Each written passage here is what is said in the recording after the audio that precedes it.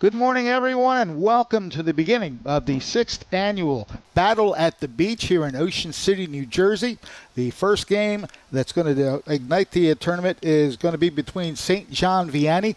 The Lancers will be taking on the Group 3 state champions, the Cedar Creek Pirates. So quite a battle. Both teams suffering a lot of graduates last season, so we'll see how it all pans out. They have some new attack modes and players that are going to make sure that hopefully good season starts.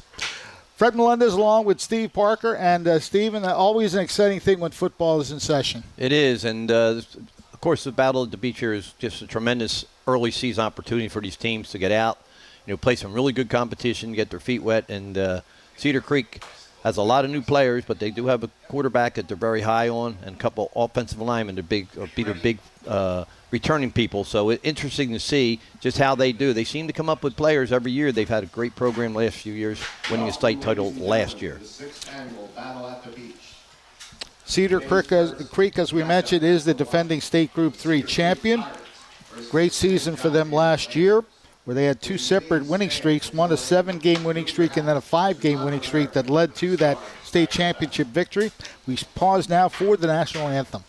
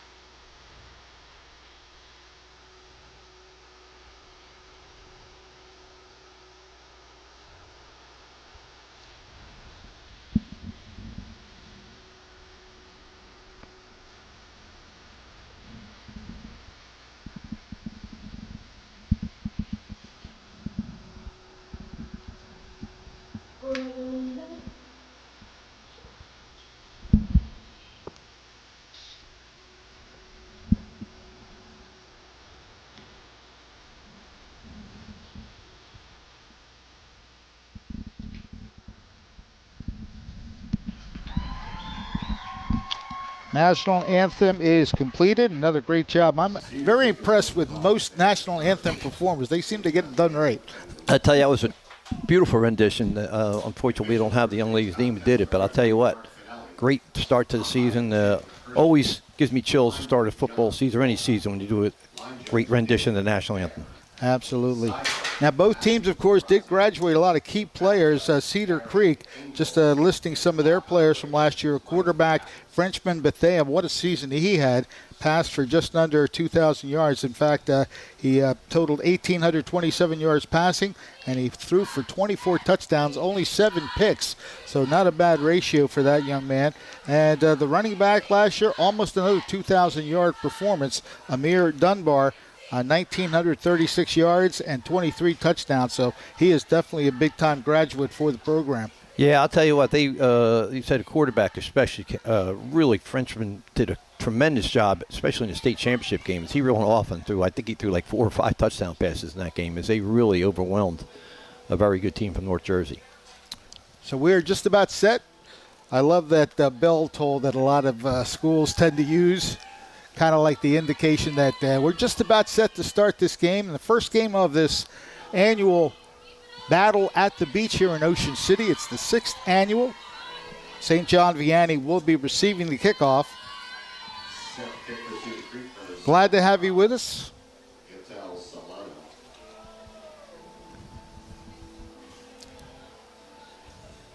And I dare say probably the smallest player on the field is going to kick this off. I was going to say, man, that's a uh-oh. It's going to be short, bouncing just inside the 30-yard line, picked up across the 30, and the whole mass of humanity meets at about the 32-yard line. I believe that was number 31. Now, the rosters here for St. John Vianney are alphabetical and not numerical, so that's going to be fun. I think that was Salvatore Ciaravino, number 31, who brought that back. So ball is being placed at the 32-yard line. So the Lancers will have 1st and 10 from that spot.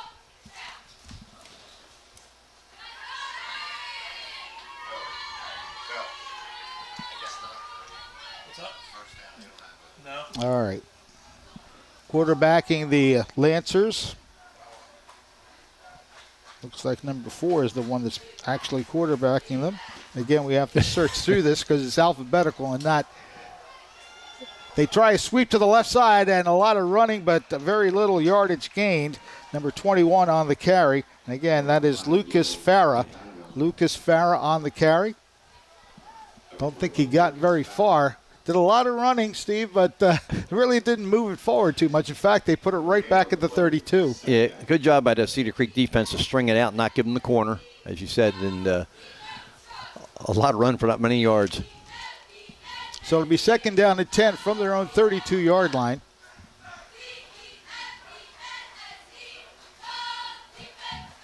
Shotgun formation. Handoff up the middle this time, and a hole breaks out across the 40, 45, and a 1st down for the Lancers. Same ball carrier on that. Lucas Farah busted up the middle and got a big-time gain. Yeah, that's a real nice trap block inside there as they were able to spring him. Really, really important for so those inside runs. You get that guard that comes out and seals the opposite tackle or usually the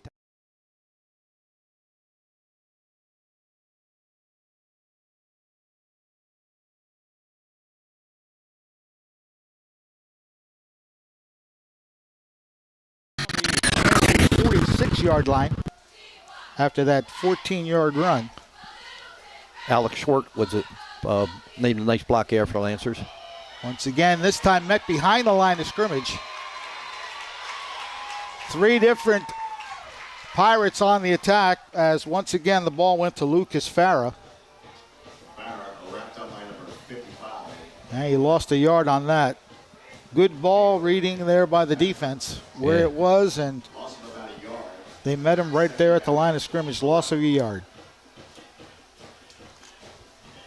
We're going to be 2nd and long here. They have not shown any, inkling to throw the ball yet, but interesting to see what they try to do here. All 3 plays going to the running back, Lucas Farah.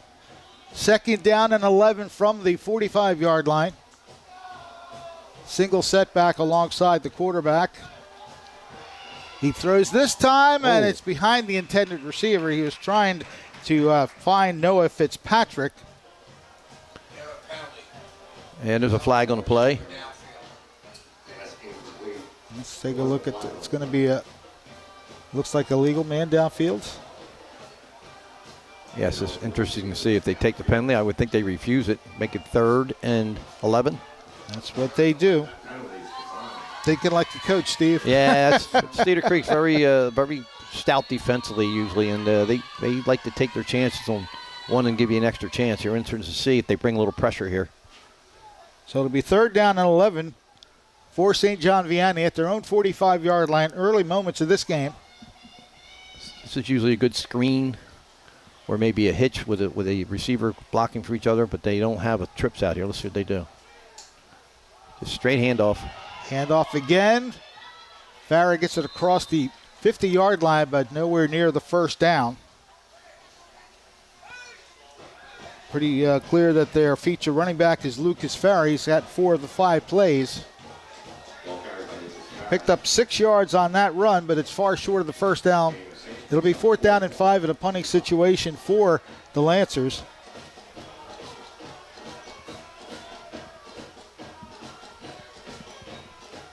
Cedar Creek has a single safety.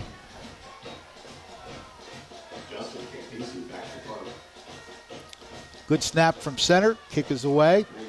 Line drive kick pretty much away from the return man. He's going to scoop it up at about the 16-yard line. Gets away from one man and then is tackled shortly thereafter. That return made by number 3 for Cedar Creek. We'll get that number for you. That would be Sandy Jr.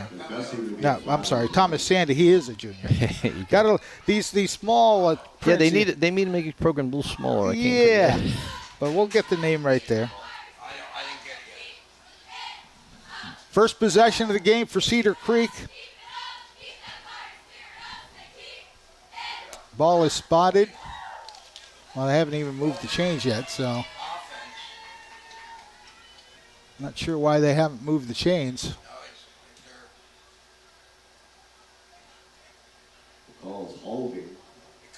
It could be after changing possession. Okay, they're trying to see if it's after change possession, they would get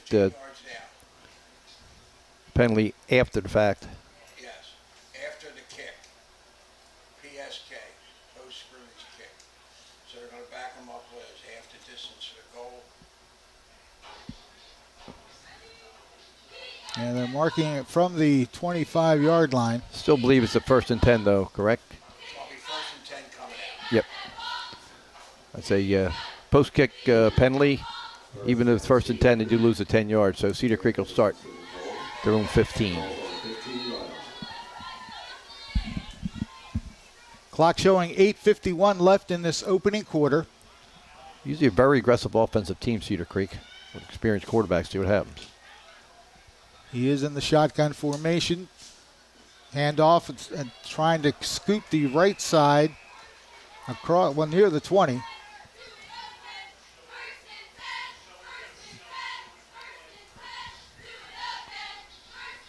The run made by Jason Mansfield.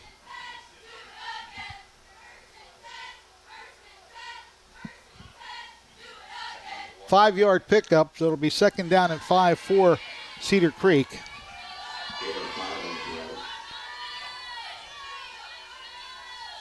And it seems like one Lenhart is down the backfield.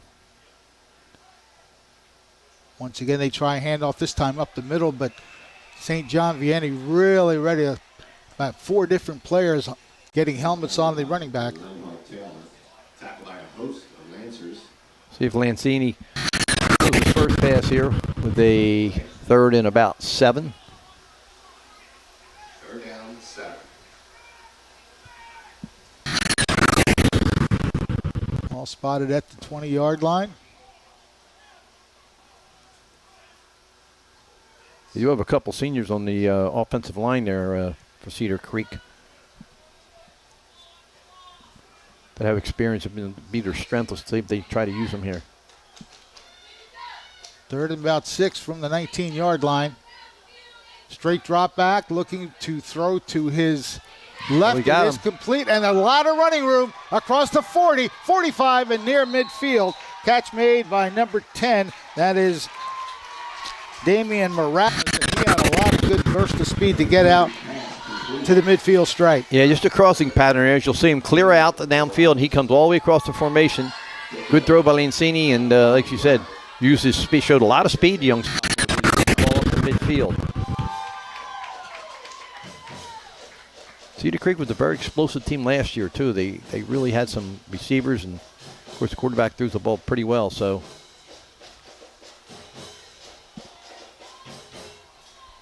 Pickup of 32 yards on that play. Ball is at the 49-yard line of St. John Vianney. Empty backfield, now motion. Fake the handoff. Quarterback's going to keep it. And he takes a hit and just stays on his feet. That is what you call strong running right there. That's how you meet the tackle position. Kept the handoff and then just tried to get to that left side. There's the hit, but he just bounced right off of it. Landicini, again, is just a youngster, too. I mean, he's had some experience. He's only a junior. He got the ball to the 41, so a nice 8-yard pickup.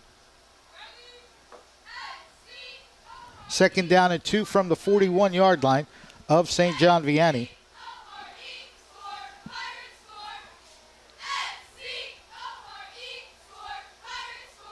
This time they hand off. Little footing problem there, but he's going to be close to the first down, maybe a tad short. Deshaun Collier on the carry. And they're going to put him at the 40-yard line.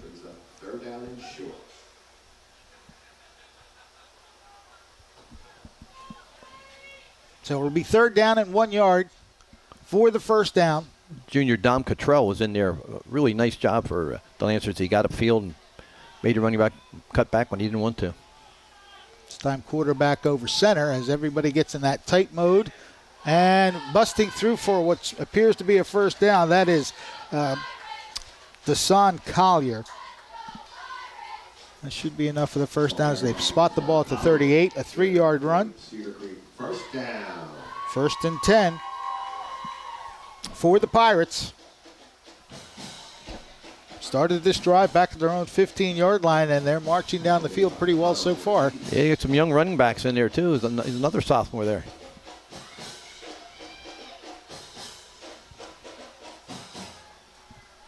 On first down, whistle, and we're going to get a flag. Flag on the play. Procedure penalty is indicated. Looks like one of the interior linemen made it come out of their stands.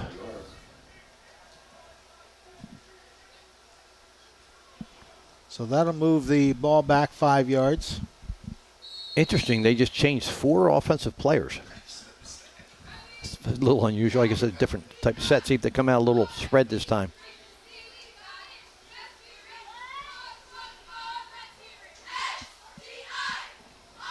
So it'll be first and 15, ball marked at the St. John Vianney 43-yard line.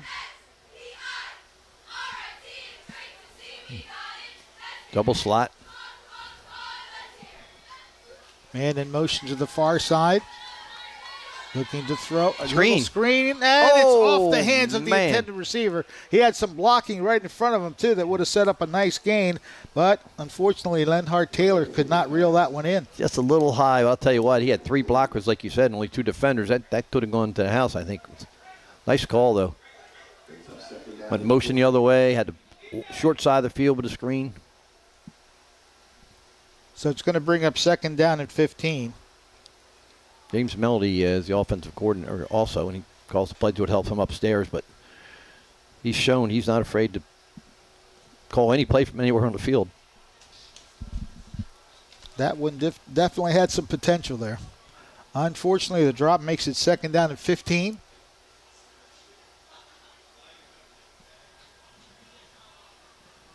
Cole Landicini.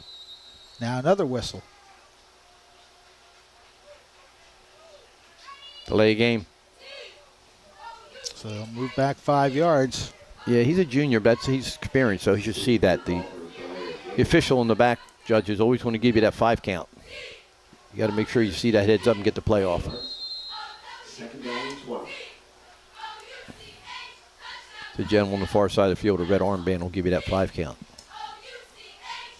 So the ball now back at the 48-yard line where it's second down at 20. Not the direction that Cedar Creek wants to go. 2 key penalties for 10 yards in this sequence. Quick toss is complete to the far side, getting up the sideline. That is Damian Morales on the catch. Yeah, he only got a couple there. It's a real good job, as you said, that by St. John's, that they were able to come up and force him to the sideline and only pick up a minimal 3 yards. Going to bring up third and about, 16, 17? They got the ball right there at the 45-yard line. So, yep, third down and 17 is correct. What do we got in the playbook for that? Although that screen set up before. I was just going to say Yeah. they should run that one again. See if St. John's adjust or not. So it's a big third down play. They need 17 to get a first down. Landesini in shotgun. Quick drop back. He's looking to his left, but they go right Crosser across the again. middle. There's that middle play, and they're going to get the first down and a lot more. Pass is complete to Sandy Thomas. Again, you see in a replay, very well designed play here. Is the 3 receivers clear out.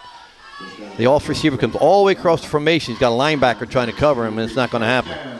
Too much speed, and you said he just ran away from the defenders. Just good usage of the middle of the field. So they do Great convert. design, great call by Melody there. They do convert the 3rd and 17. Ball now at the 25-yard line. They needed 17. They got 20. Handoff. Left side. Good, strong running. Lenhart Taylor just put his head down and went off that left tackle spot. Ball carried by Taylor. Taylor's a senior, one of the more experienced guys on the team. Good up front blocking by the offensive line. They really move people off the ball. Tackle made by Caleb Pettifor and Jones. Dom Idris are two of the couple guys up front are doing a nice job today. You get 8 yards of play, you're going to move the chains. It's 2nd down and 2 from the St. John Vianney 17. Fake handoff, rolling to his right. Quick toss, Oh. and that one is dropped. Intended for Jason Mansfield. He's passing. And Manfield, the young sophomore, just took his eye off the ball a little early there. Had a little room out there, but I think you'll see him go back inside to the inside run. They've been successful with short. They got 2 pops at it. Ball again at the 17-yard line. 3rd down play coming up for Cedar Creek. We're known James Melody. If he goes tight formation, he might fake it and throw it over top. But they are really stacked defensively in there. Cole Landesini over center this time. They will hand it off again, trying that Yep. left side, but that was stacked up. See if we can get credit to a couple players for St. John Vianney for making a fine defensive play. Number 5, Connor Ortiz. And again, we got to search for the numbers because of the alphabetical. Jacob Glennon also in on the tackle. So 2 good reads by the St. John Vianney defense. Yeah, I'm not being critical. Yeah. Give us a shot here. We'll figure it out. As I told our producer, we just going to wing it. All right, here we go. They're wide open here. Look at this. 4 wideouts. Trips to the right. 4th and 2. Landesini awaiting the snap. Quick toss, and it is caught. Enough for the first down. Yeah, I'll tell you, good throw. Just hooked up. Damian Morales with the catch. Good throw by Lance. We see a replay here. It's boom, step, and throw, and he got it up where his receiver can go get it.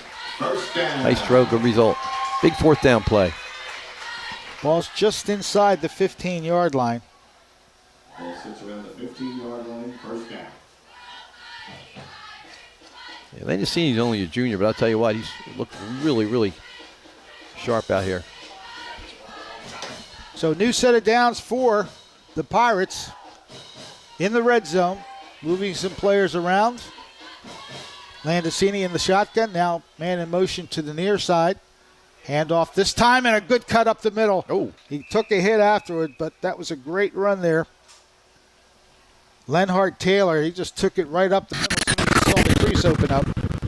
I'm going to try to give credit to the tackler here, but it's going to be tough finding. He's number 22, Zachary Silverman. Real nice stick by Zachary Silverman, number 22, as you see him. That was Boom. good cut back. Taylor, and he got his yardage. Yeah, getting a little trap play inside there. They've done that very well so far.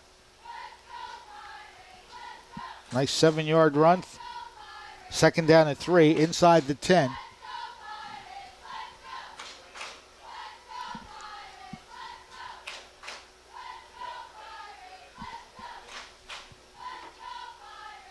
Landesini will hand off. Good cut. He's showing some really good footwork there to get that opening. Once again, Lenhart Taylor getting the job done for Cedar Creek.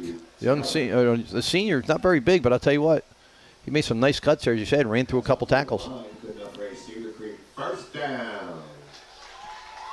Ball is at the 4-yard line. Ball's at the 4-yard line, first and goal.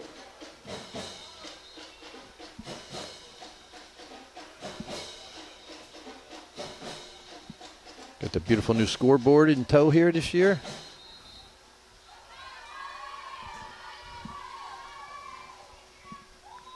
Hurry it up. Once again, they are taking quite a bit of time, and they're forced called to timeout. call Yeah. a timeout. Yeah, Nope. I guess not.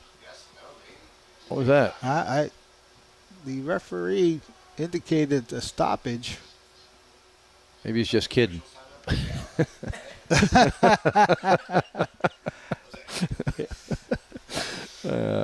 Must be a clock issue. What's the number you want it up to? All right, the clock shows 52 seconds. All right, we've got some communication going on, so we'll see how it all pans out.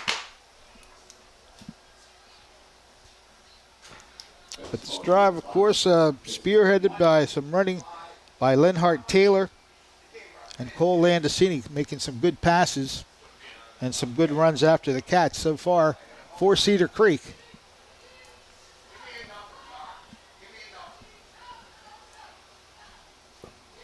They're going to run it on the field, looks like. Okay. Landicini will hand off. Oh. Met right at the line of scrimmage, but he still finds a way to get forward a bit. Tackle made by number 1 for St. John Vianney. That is Noah Fitzpatrick. Carry made by Desan Collier. Noah Fitzpatrick. No gain on the play. Still second and goal. Yeah, the running back was met right at the line of scrimmage and did not get a chance to really get his feet cranking. Second and goal from the 4. It's interesting to see if they go outside here a little bit, use their speed. Well, they got them spread out. Maybe the quarterback draw. Landicini indicates he's got the ball, and he tried to lunge forward. Now the ground caused that fumble, so the play is dead at about the 1-yard line. Didn't quite get to the goal line. I wasn't in the huddle. I didn't know that play, but it worked out all right. Landicini kept the ball. Had a good run, like you said, down to about the 2 is they going to mark They it? put it down at the 1-yard line. Yep. All right, they get 2 pops here, but that's going to be the end of the quarter, so they're going to have to go to the other end of the field. All right. On their first opening possession, they start at their own 15, and they're a yard away from scoring a touchdown. First quarter is over. No score in the game. We'll be back in just a moment. Ocean City, New Jersey, America's greatest family resort, where traditions are built and memories last forever. From food to fun, from excitement to relaxation, Ocean City has it all. Ocean City, New Jersey. Your memories start here.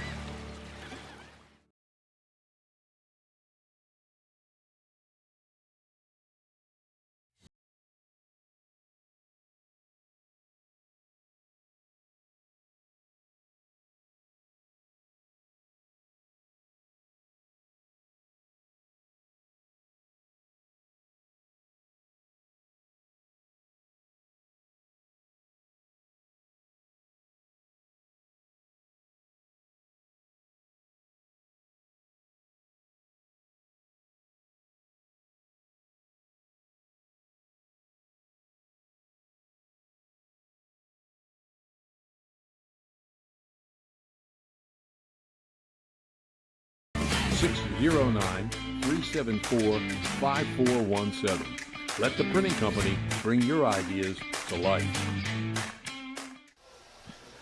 Set with the second quarter, and Cedar Creek in very strong position to put the first score of the game on the board, 1 yard away. They hand it off inside trap and indicating the touchdown. It is scored, and the officials say yes. Stephen hands it off to Mansfield. Powers is Looked like number 2 for scored. No, I'm sorry. We missed it. We missed the score there. It was a 1-yard plunge straight ahead, but It was such a quick inside handoff. yeah, and the big boys swallowed a little guy up, but they'll take it. 15's coming in to be their kicker. Extra point kick. Sophomore, Line left footer. drive, and it does go through. That is Jaden Spell on the kick. So with just 3 seconds elapsed here in the second quarter, Cedar Creek draws first blood. They lead 7-0. St. John Vianney, no score. Things continue to happen in Ocean City. Sunday, August 30th, 4 magnificent male icons. The music of Neil Diamond, Elvis Presley, Bobby Darin, and Barry Manilow. I know all those guys. Next Wednesday, September 3rd, Starman, which is the best of David Bowie. You can get your tickets at the Ocean City Music Pier box office or online at oceancityvacation.com. Also, the WJFL Coaches Association. The Battle of the Beach was created and is operated by the West Jersey Football League Coaches Association, which would like to thank the City of Ocean City and the Ocean City Board of Education for their assistance and cooperation. The association unites coaches within the league to give coaches a single shared voice. Proceeds from the Battle of the Beach are used for scholarships. The West Jersey Football Coaches Association also operates the South Jersey Football Hall of Fame, which will induct Charlie Roman, Steve Everett, Mario Patrizzi, Dennis Scuderi, Joe Gallieri, and Michael McGarry of the Press, who's down on the field today. Congratulations to all.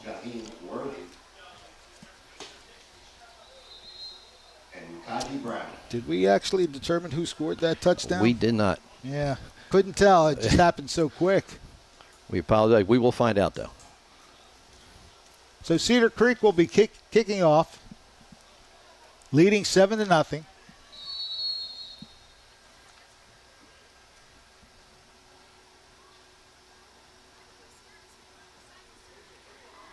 Galel Salino has a short kick.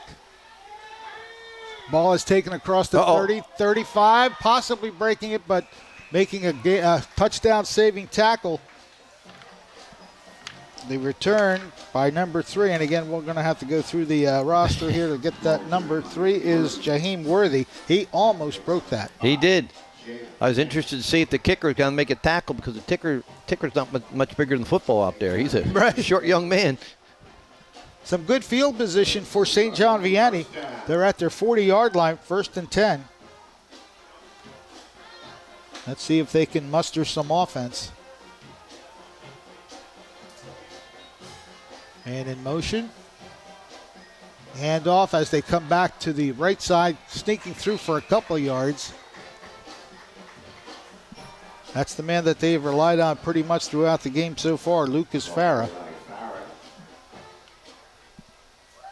Pickup of 2 yards. That'll bring up a 2nd down and 8 from the 42-yard line.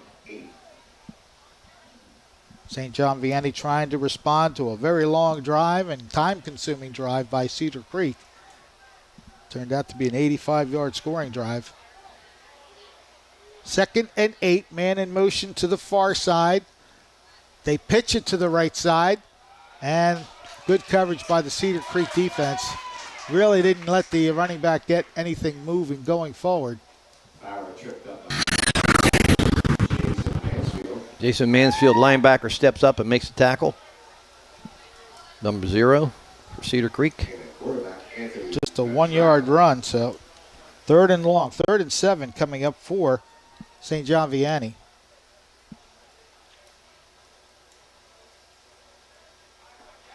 From the 43-yard line.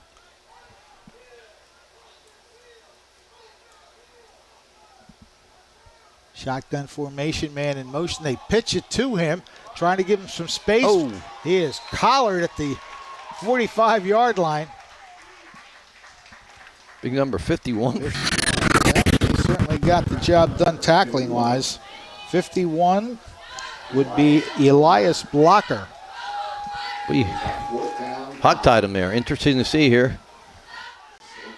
Looks like they're going for it. Well, just past the 45-yard line. They need to get to midfield. In minus territory. That's a gutsy call this early in the game. Maybe we're going to try to draw him off. Quick kick, maybe? That's what it is. Oh, nice kick, too. Oh, he boomed it pretty well. Nobody is back there, obviously. It's going to bounce and roll into the end zone. I'll tell you, that's a nice play. Good execution, just got a bad bounce. Could have really pinned Cedar Creek back. So instead, it'll come out to the 20-yard line. A 3-and-out for St. John Vianney. Cedar Creek first down. Cedar Creek already leading 7-0. And they'll start this position at their own 20-yard line on the touchback. I'm curious. I see on the sideline a couple of these, what they call them, the helmet protectors that some of the kids wear. Interesting. I see two of them on the Cedar Creek side. I guess if they're optional now. I guess a little more protection. First play from scrimmage on this possession for Cedar Creek. Pitch. Good pursuit and a good tackle. That's a flag. Where it is might be a face mask. That pitch was to Lenhart Taylor. Yeah. There is a flag on the play. Nope, it's a hold. Okay. Holding against Cedar Creek. Signal. Holding. Cedar Creek. Well, in this part of the field, I would tend to think you'll take the penalty. Yeah, I'm not sure if you want 2nd and 10 or 1st and half the distance be 17, right? Are they inside the 20? They were at the 20, so the ball would be at the 10 on the penalty. Yeah, so it's not inside the 20, it's not half. Yeah. All right. Going to be 1st and 20. Ball back at the 10-yard line now. James Melody's not afraid to throw the ball from here. I've seen him doing a pass go play action. See if that crossing route's open again. Landicini in shotgun, directing some traffic. Draw. Yep, little draw play on the fake. And again, a good stay-at-home play made there. Is that 56 or 60? 666, I think it was. Yeah, he did a nice job of staying.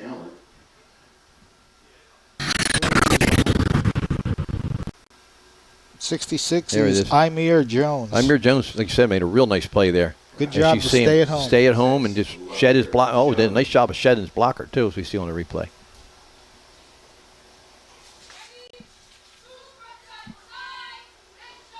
So it'll be 2nd down. Looks like a 2-yard gain ball at the 12-yard line. And Decini again in shotgun. Has time to throw. Now he decides to run it. He's got some running room. And gets it near the 15-yard line. Not much else. Good decision there. You want to throw the ball into traffic in your own zone.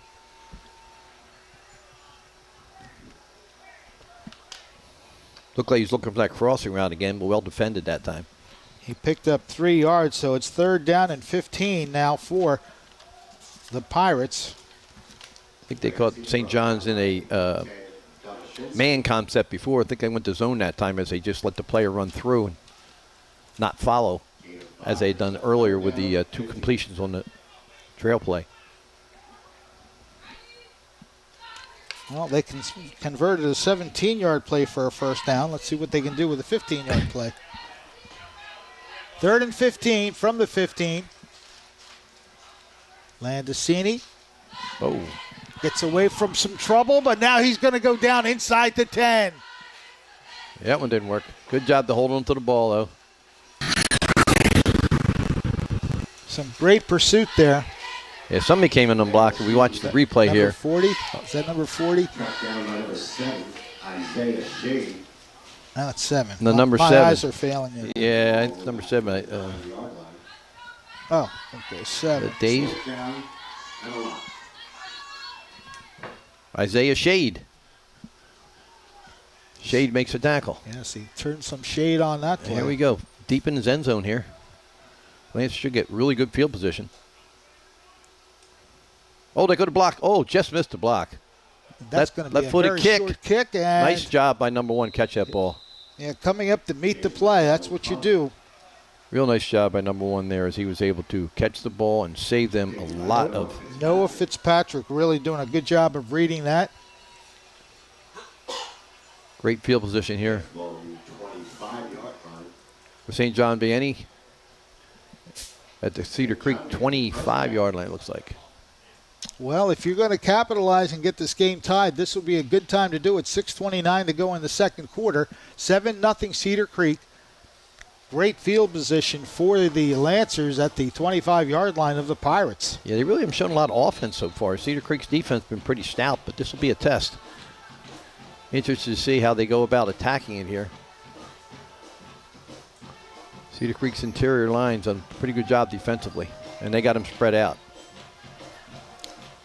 They got 3 men split to the right side. Linebacker walks out, so you got coverage there, and that's where it's going. Going for the middle. And Oh, what does a he catch. have it? What a catch. Oh, tremendous catch by number 1. Fantastic catch. Well, he makes the great play on the punt, and now Noah Fitzpatrick with a tremendous catch to put St. John Vianney in position to tie this game. And Let's what take a a look. throw. Here we go. We'll watch the replay here. What a throw here as a quarterback looks to the side, pump fakes, and goes up top. I'll tell you what a great throw there by Calcagno. Will Calcagno, the junior quarterback. I'll tell you what, that was a perfect throw and a perfect catch. And St. John's going to have a chance here to tie the game. Of course, they need 11 players. Or maybe they're not sure. A little confusion. Do they have enough? They don't have enough. They might have to call timeout. Justin Campese He doesn't know where to go. will look to try to tie this game on the kick.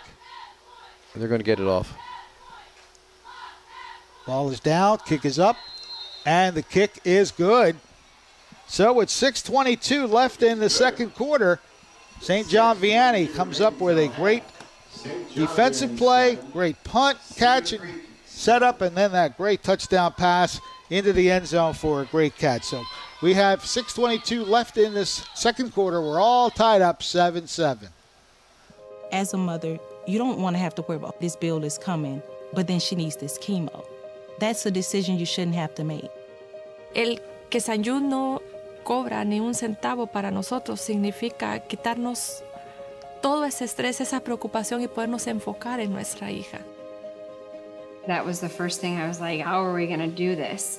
When St. Jude told us that we didn't have to pay a single bill, I was like, wow. They pretty much have saved us. It's like the world has been lifted off of your shoulders, and now your focus is supporting this child. There is not another hospital like St. Jude. The patient care is unmatchable. It saved my life. It saved my daughter's life. It saved our family.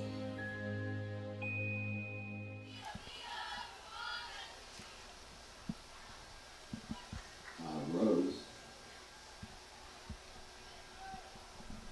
And number 20, Jacob Gibbons.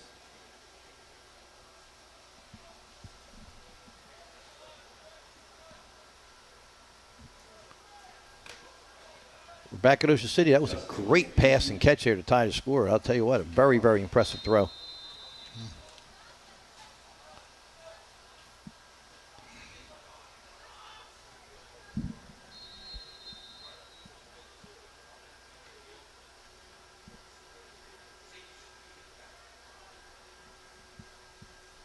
Set for the kickoff. Oh, good kick. Deep over Cedar Creek head into the end zone. Going to be a touchback. Easy's kick sails through the end zone with a touchback. Ball will come out to the 20-yard line. Cedar Creek first down. Okay.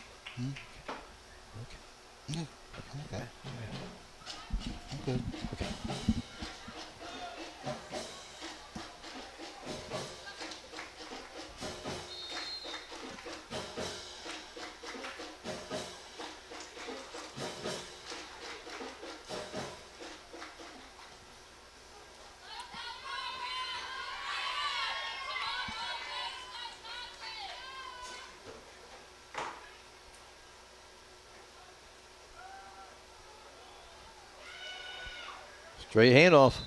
Real nice run up the middle for Cedar Creek here. So they're going to get about 7 yards, 8 yards on first down. Taylor. Landesini hands off to Taylor. Good first down play. Tackle made by Isaiah Shane. Gain of about 8.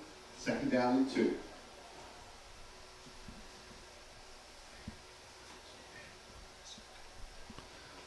Second down and 2.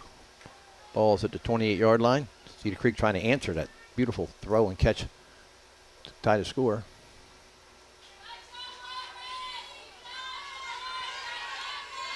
Straight ahead hand up the gut. And looks like they are going to get the first down. Taylor up the middle. Tackled by a host of Lancers. But not to the Cedar Creek first down.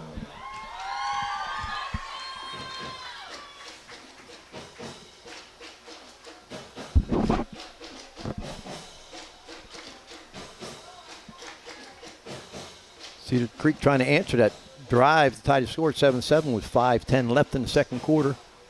All sit at their own 30-yard line.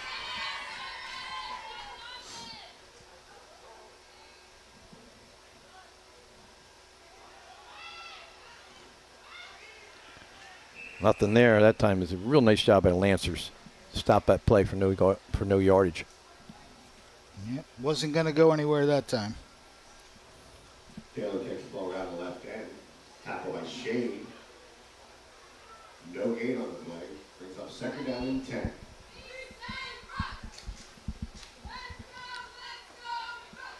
Ball spotted at the 31-yard line, 2nd and 10.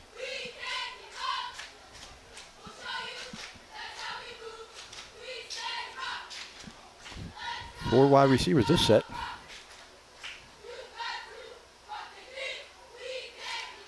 Oh, they faked the screen. Oh, they had the man deep. Quarterback has some running room. He dives forward to ensure the first down. Landesini takes the ball up the middle. That's got to feel pretty interesting when you take off like that. That turf's hard. Real nice decision here. He had a man open, just didn't have time to throw it to him. You see down the bottom, but Well, he made sure to get the first down. Ball spotted at the 44-yard line, 1st and 10.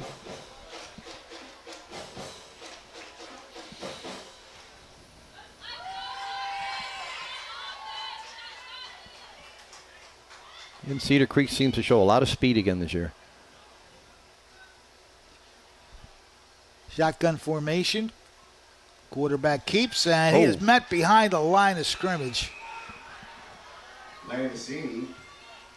Big number 77 was in there for as we try to find out. 77, was it? Yes. Number 77. Miles Busco. Miles came in and wrecked him for a 2-yard loss there. Brings up second down and 12. Took care of business for sure. Ball back at the 42-yard line. So it'll be 2nd down and 12.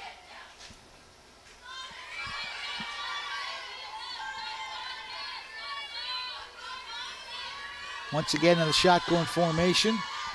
Looking to throw. Airs it out deep. Nope. It's going to be overthrown. Actually picked off. Real nice job by number 2 there on the coverage. Landesini's pass. Intercepted by number 2, Kaji Brown. Kaji Brown. John will take over. Their own 20-yard line. There he is, First Kaji down. Brown. So it looked like he was running the pattern, didn't he? Yes, he looked like he knew where the ball was going to be. So a turnover in St. John Vianney with possession at their own 20-yard line.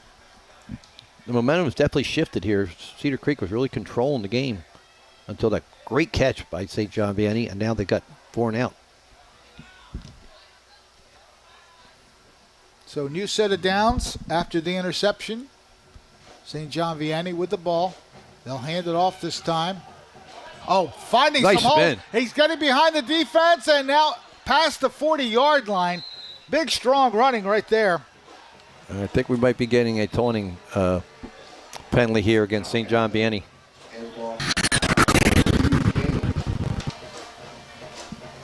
You don't want to nullify a good game. Oh like no, that. they called a sideline warning against Cedar Creek, so the official must have got bumped along the sideline. Brings up St. John Vianney. That's just a great run, though. Great effort Oh, there. it was. Lucas Farah just busted it, and he puts the ball down at the 48-yard line. The momentum has definitely changed, as we said in this ball game, after that great catch, and now they got a great run here. Ball almost midfield. 1st and 10 from their own 48-yard line. Once again, the handoff, cut back across the middle, and he's almost broke it. Had he broken that last tackle, he was off to the end zone, but he's a little bit short on that. Lucas Farah just continues to show that he can run the football pretty well. I'll tell you what, that's 2 great cuts in a row, and you said he's really strong breaking tackles. Just gets brought down the last second. St. John Vianney. Shoestring tackle.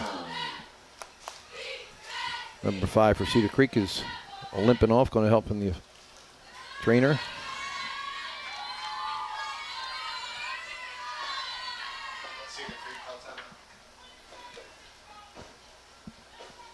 Looks like it's going to be a timeout by Cedar Creek at the 2:02 mark, left in the first period. Jaden Henry is the injured player.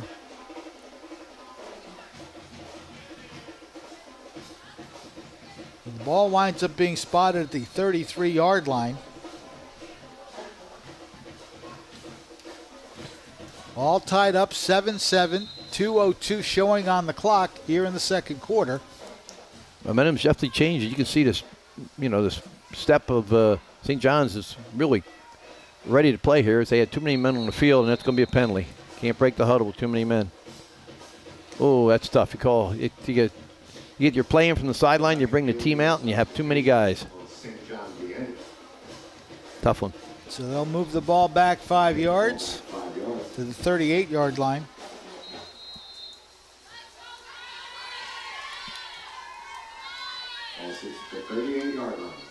Clock run on 1:42.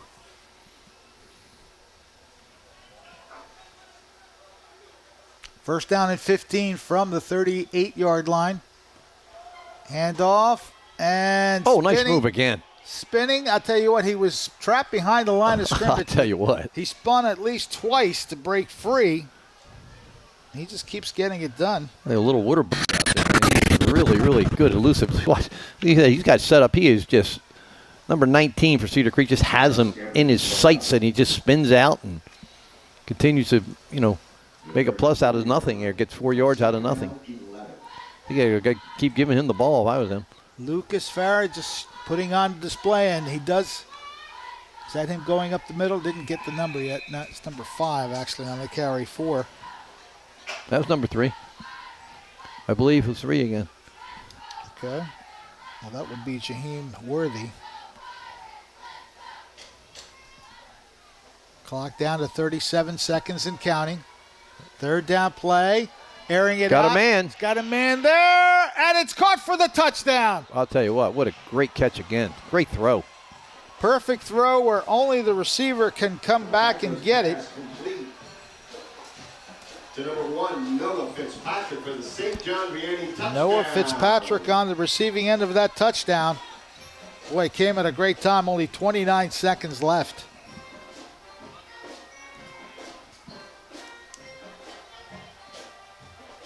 And this game has really changed the momentum. Cedar Creek had everything going that way, and St. John's is just taking it all back.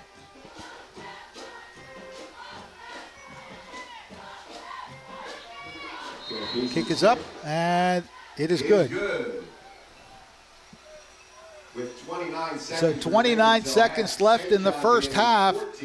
Back-to-back touchdown scored by St. John Vianney after falling behind 7-0. So they now have a 14-7 lead as we are just about approaching the halftime break.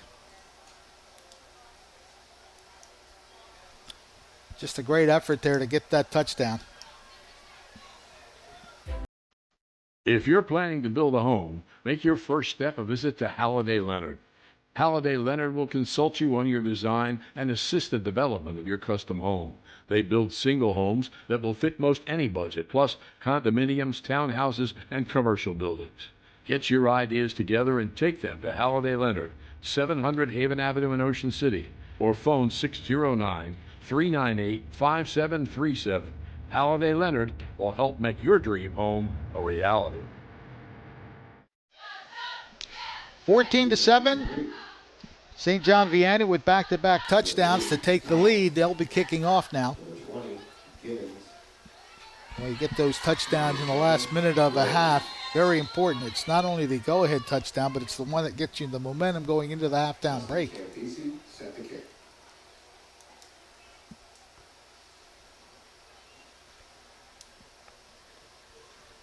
Strong kick that's going to go back to about the 5-yard line. Brought up across the 20. Deking and dodging. We have a flag down on the return. He got past the 20, near the 22-yard line, but we'll have to check the flag. Took a block in the back. Yep. I think with 22 seconds here, Cedar Creek will behoove themselves to just go in and regroup at halftime.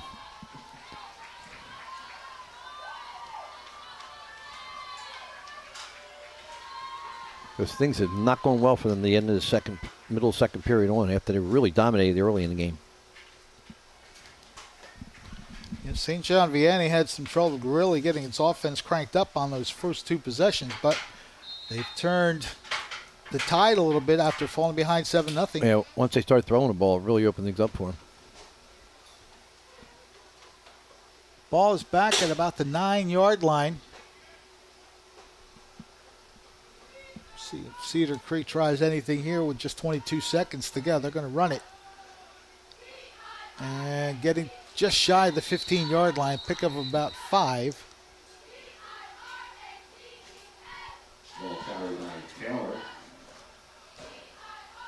St. John's going to call timeout here. Lenhart Taylor on the carry for Cedar Creek. Picked up 5 yards. Clock is stopped with 15 seconds left in this first half. Brings up second down and 5.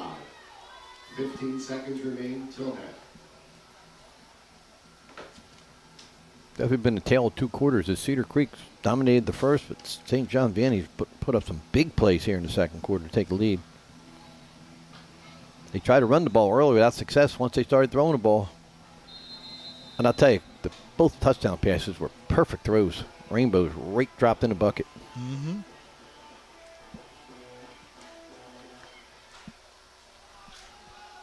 Trying to run the ball, but not much happening there. Another timeout being called. Lenhart Taylor on the carry for Cedar Creek. Another timeout called by St. John Vianney, hoping for a turnover. St. John Vianney calls timeout. 8 seconds remain. Don't know if they have any more timeouts left. Ball is just past the 15-yard line, so it's at the 16. Third down and about 3 coming up for Cedar Creek. If they have a timeout left, I'm sure they're going to call it after this one. 11 seconds on the clock. Of course, how much time left. Cedar Creek might choose not to punt. You can just get the ball and run around for 5 seconds, stay out of your end zone. Yep. Just take it to the locker room right where it is. 14-7 trailing.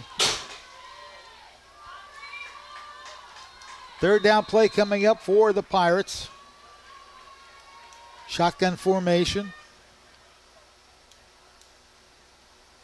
They're going to hand it off, and a first down is picked up. Just good, strong running once again. That'll be the half. Lenhart Taylor on the run. Ball carried by Taylor. Ball spotted at the 26-yard line, but that'll bring us to the end of the first half. So a slow start for St. John Vianney, but after giving up the opening touchdown, they come back and get 2 of their own. So as we hit the halftime break, St. John Vianney leads Cedar Creek 14-7 here at Ocean City's Carey Stadium. First game of the Battle at the Beach, the 6th annual tournament. And we'll take a timeout and be back with more in just a moment. If you're planning to build a home, make your first step a visit to Halliday Leonard. Halliday Leonard will consult you on your design and assist the development of your custom home. They build single homes that will fit most any budget, plus condominiums, townhouses, and commercial buildings.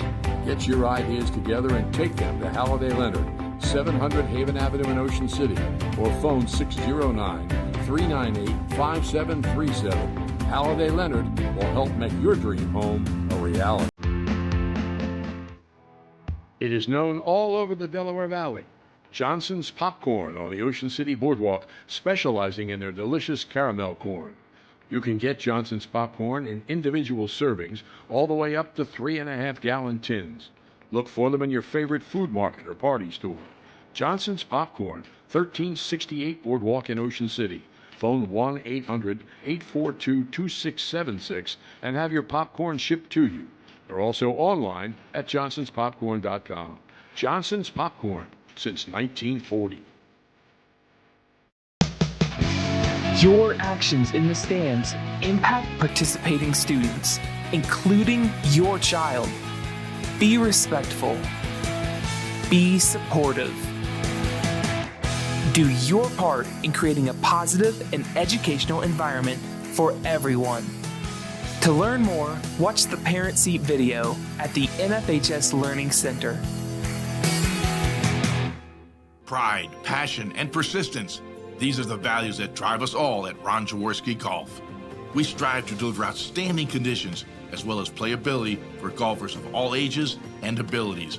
Our championship golf courses offer a variety of challenges, from a link-style walk along the river to an escape into the pines and everything in between.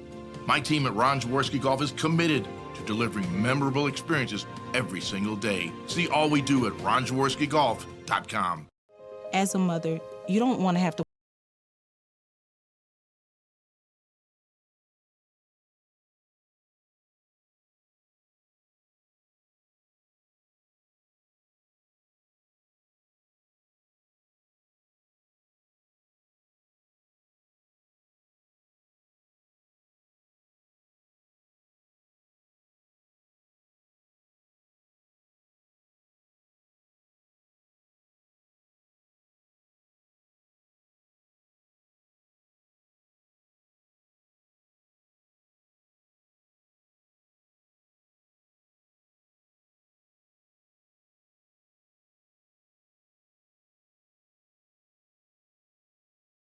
life.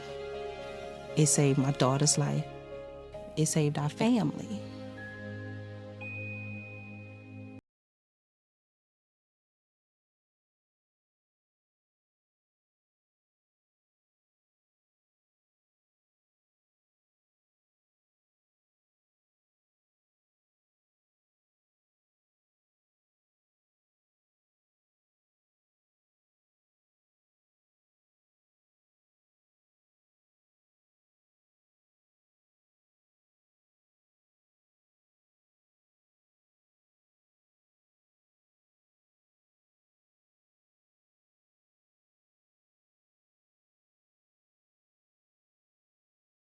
And his staff, 609-374-5417. Let the printing company bring your ideas to life.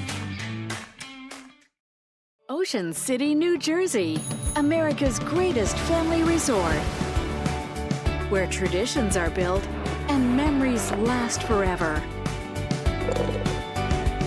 From food to fun, from excitement to relaxation, Ocean City has it all.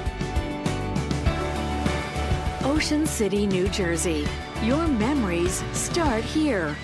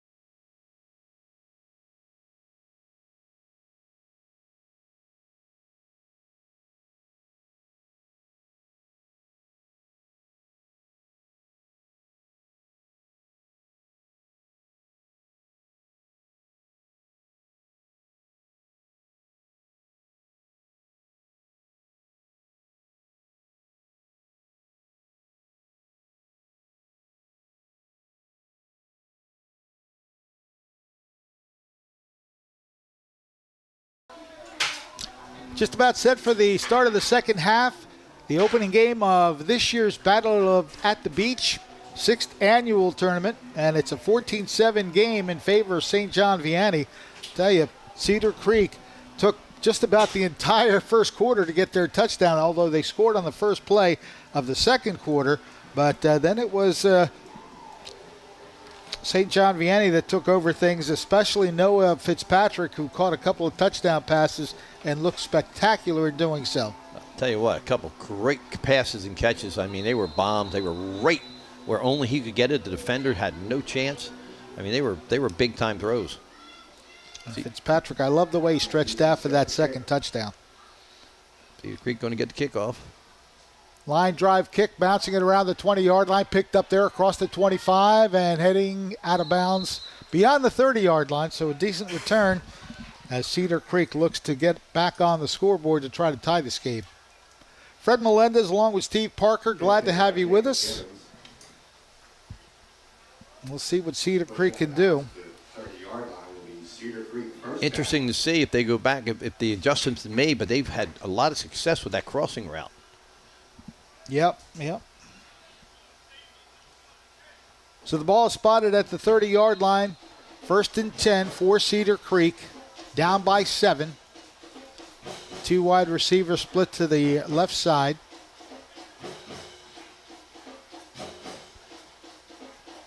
Handoff.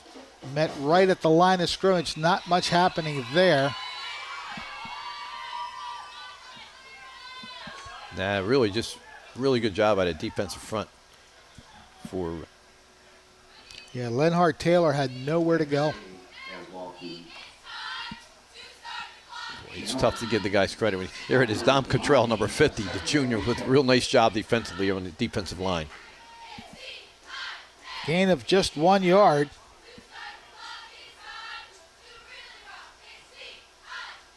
Second and 9 from the 31-yard line.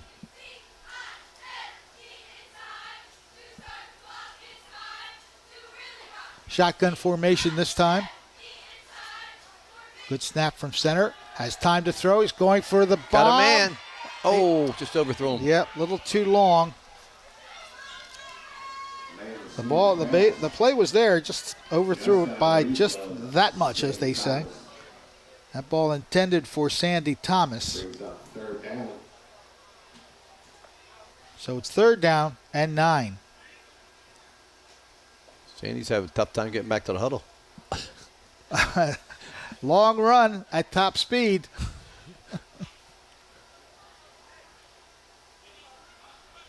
Once again, they'll have to convert a 3rd and long to move the chains. I don't see him throwing a long pass to him this play. I don't think he caught his breath yet. No. Let's see what he runs. Again, they split 3 men to the left side.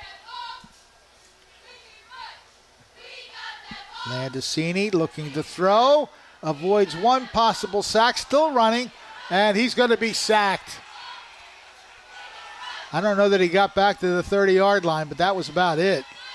Running for his life is what he was doing. Yeah, I'll tell you what. It's really changed complexions here. As you see, they got the trips again. He's looking to throw an out here. Man, good coverage here. And then number 5 just ran him down. Back to the 27-yard line. That's what they punting situation. Okay, that would be Connor Ortiz that just pursued the quarterback, Landicini. Good snap. Punt is up. It's going to be a short kick. Fair catch attempt. Oh, nice job by number 1. He's got good hands as he showed us during that first half. That's Fitzpatrick once again. Makes the catch on the punt, and again, some pretty decent field position for St. John Vianney. We would have changed complexion this first quarter and the second quarter. St. John Vianney hit the big plays, and their defense had become stout, got their confidence. Ball is spotted at the 42-yard line. 1st and 10 for St. John Vianney. The Lancers leading 14-7. Cedar Creek needs to make a play defensively. Their defensive linemen are showing a little sign of what's going on here. Not very energetic coming out there. See what they can do. Man in motion to the near side. Be a handoff. And again, almost breaking free completely. Looks like he's going to get about 4 or 5 yards.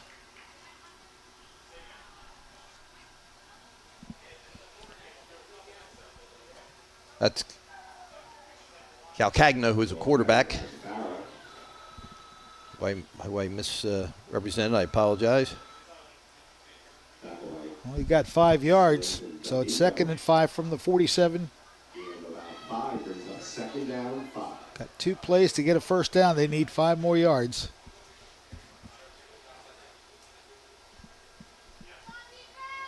Hand off and trying to scoot around, and he was met in the backfield this time. Lucas Farrow, who's had a good number of carries today.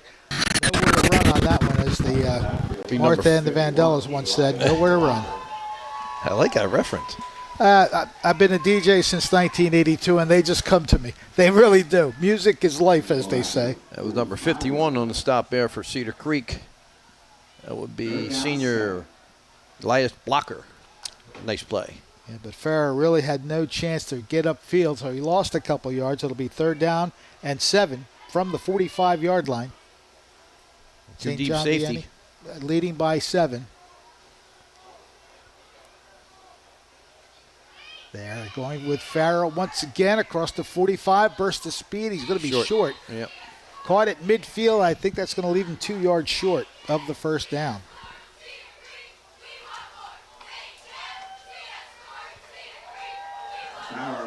That was Aaron Castellanos in on the tackle for Cedar Creek. He came up, made a nice play. 4th and 2. They're going to punt the ball maybe. See if they try a hard count. They tried a 4th down play earlier in the game, but they're in punt formation at the moment. No hard count. Going to kick it. Kick is away, and it's going to come up bouncing at about the 26-yard line. Takes a roll favoring Cedar Creek before it's downed. They're trying to say it hit the Cedar Creek player, but the official says, I don't know. Waiting for the indication. Was there even a Cedar Creek player near the ball? There was. There was. Okay. Let's see. It looks as though the ball hit a Cedar Creek. It did. It did, and St. John Vianney's going to keep possession. How about that? I saw the look of the coaches. They usually do it all the time, but, well, yeah, that's going to be a big play. Big mistake for Cedar Creek here. You got to get away from it if you're not going to catch it. Everything's going St. John Vianney's way now. So the Lancers now with a big break here and a great field position, trying to keep this drive going and get that insurance touchdown. Quarterbacks fake the throw, and now he's going to be sacked. He was hit pretty hard. 55. Sure did. That would be Caleb Petterford, who came up and stuck the quarterback pretty well. Only lost 1 yard, but it was quite a stick. He took the worst of the blow, though. He's on the sideline getting attention from the trainer. 2nd and 11. Big defensive series for Cedar Creek here after giving that up and losing their lead early. See if they can make a stop. Hand off, trying to find some running room, but he is denied. Yeah, Cedar Creek with a good defensive play from Gavin Bowen. Yeah, the linebacker did a nice job of shedding the tackle there and making the play. Minimal damage, been 3rd and 10. So right back where they started at the 26-yard line, 3rd and 10 coming up for the Lancers. They lead 14-7. I don't think it's a secret. I throw the ball to Fitzpatrick here. That seems to be a pretty good strategy considering the way he's caught the ball. And I'll tell you what, you said the catches weren't easy, too. They were great throws, but I'll tell you, he showed great hands. That second one really stands out. He stretched out as far as he could to make the second touchdown catch. 3rd down. Up to changing the play. And now whistle. Delay a game. Okay, so that'll move the ball back 5 yards. Delay a game. 5-yard penalty. Ball back to the 31-yard line where it will create a 3rd and 15. 3rd down, 15.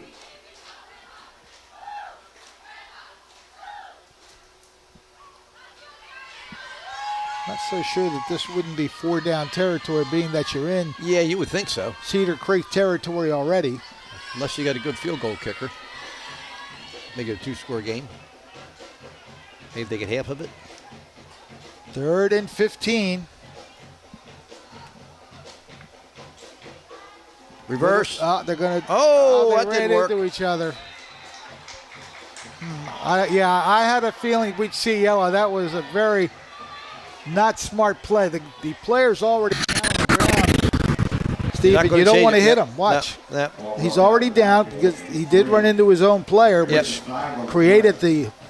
But see, that's just not smart right there. No, it's a good call.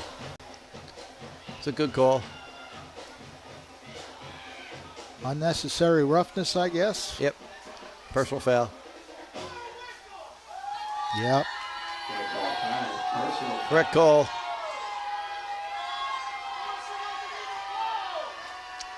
Yeah, you have to keep your head on things like that. Cedar Creek, but that was the correct call. Yeah. Yep. The two players ran into each other, and the man with the football did go to the ground, which is an automatic stoppage of play in high school football once you hit the ground. So you don't want to hit him while he's on the ground. We'll come bring up a 4th and about 4. Ball resting at the 20-yard line, 21-yard line. Well, let's see if St. John Vianney can capitalize on a very difficult penalty on Cedar Creek. Clock winding down to 5:45 left in this 3rd quarter.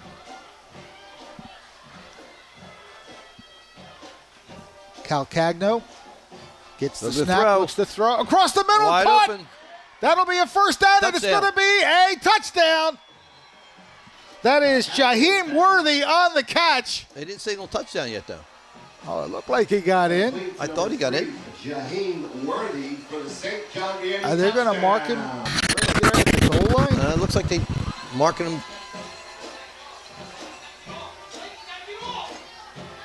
Let's take a look here. He's I wide don't open see the signal. I guess it is a touchdown. I did not. Yeah, it's a touchdown. Didn't see the signal. He's definitely in the end zone by that view. Anthony Petraka. Yeah. Okay, so they did get the touchdown. Yep, that was Jaheim Worthy, who made a great catch and run. Extra point attempt is up, and it spins to the left, but it spins through the uprights. So the kick is good, and now St. John Vianney opening up some breathing room with 5:32 left in the 3rd quarter. The Lancers lead the Cedar Creek Pirates 21-7.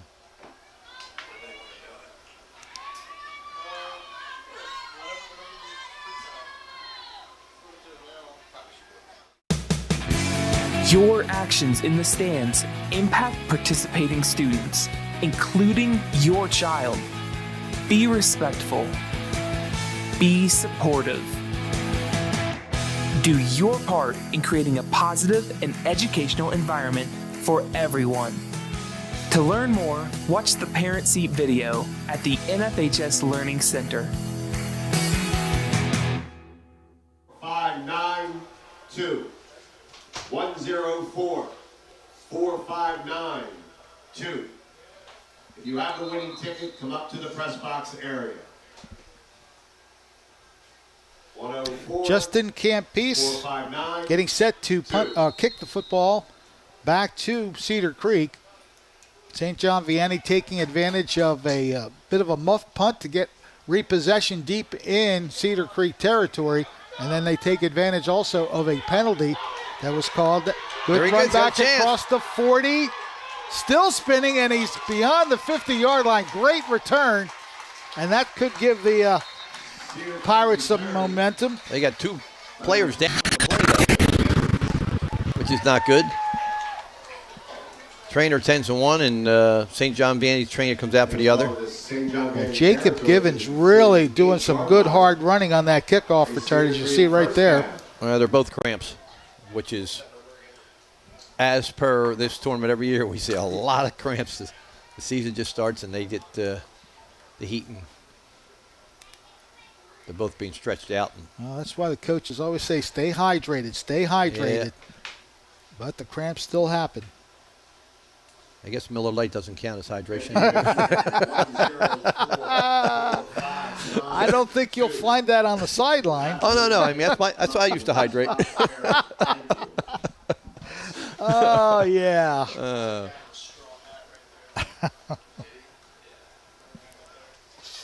Yeah, they're going to tend to it.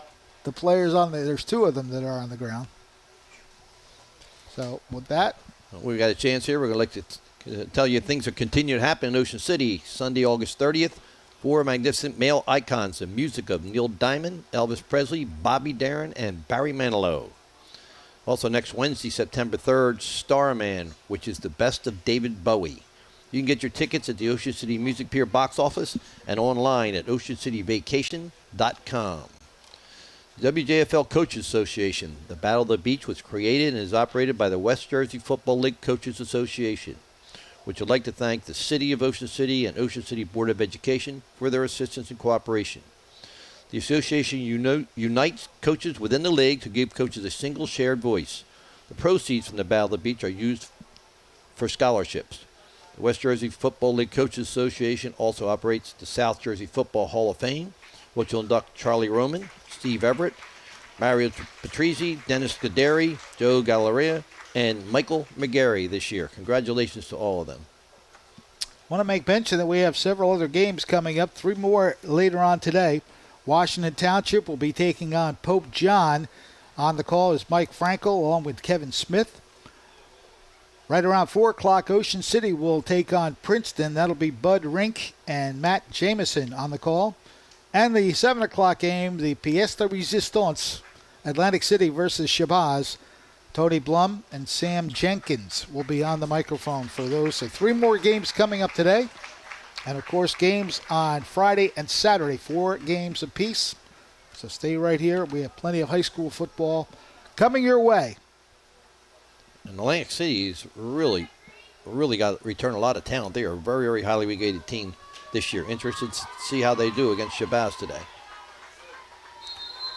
So on that return, Cedar Creek taking over at the St. John Vianney 48-yard line, trailing by 2 scores. So they'll look to get something started here. They used their first possession to pretty much drive the length of the field. Now a great run up the middle. Another real nice inside trap play there by Cedar Creek. Deshaun Collier, nice run up the middle. Yeah, I'll tell you what, they're doing a nice job when they get a chance to trap. 6-yard run. Looked like Elias Blocker was the one who made that real nice block. At the 42-yard line, 2nd and 4 coming up for the Pirates. Once again in the shotgun formation. And again, they're going to hand off. He's close to the first down. Not sure if they're going to give it to him on the mark. But again, that's Deshaun Collier on the carry. Just took it right up the middle. Again, the seniors that time are leading the blocking there as Slayton D'Amico and Caleb Pennifor, 2 of the returning offensive linemen for Cedar Creek from last year's state championship team. Did a nice job opening a hole. And, of course, Collier really, as soon as he sees that hole, he bolts up the middle and he gets some good yardage. He's a yard shy of the first down, 3rd and 1. Well, they're in the box, I'll tell you what. Yeah, Collier's going to get it again. He gets into the line, and they're going to drive him forward. He's got the first down near the 35. Nice job that time. A good surge by that offensive line. I mean, they had 9 guys in the box, and they were able to move them for 5 yards. Cedar Creek needs to get their equilibrium back here and get a score on the board here. Get back in the ball game. They do need to score here because time is a-wasting, as they say. Yeah, and they've been on their heels. 3:40 and counting in the 3rd quarter. And I have not been shown the ability to stop, although the penalty that time really hurt them. New set of downs at the St. John Vianney 36-yard line. Tight formation this time for Cedar Creek. Back to throw. Scoots to his left. A little looping pass. Caught at the 20-yard line, speeding down the sideline. It was a real nice throw going to his left, which is really hard for a right-handed passer. Very accurate throw, though. Davey Rose on the catch. Complete to number 7 of Rose. So a big time play there. Ball is spotted at the 7-yard line, 29-yard pass play. Man, the senior's really shown a lot of poise here. Well, in looking at the stats from last year, he was the backup quarterback, so he now steps into the role as the starter, and he has shown some good stuff so far. First and goal. Handoff. Nothing. He's going to fight his way near the 5. Kyler takes the ball up the middle, stacked up by a host of Lancers. They're going to spot it right at the 5-yard line. Good penetration that time. 5-yard line, second and goal.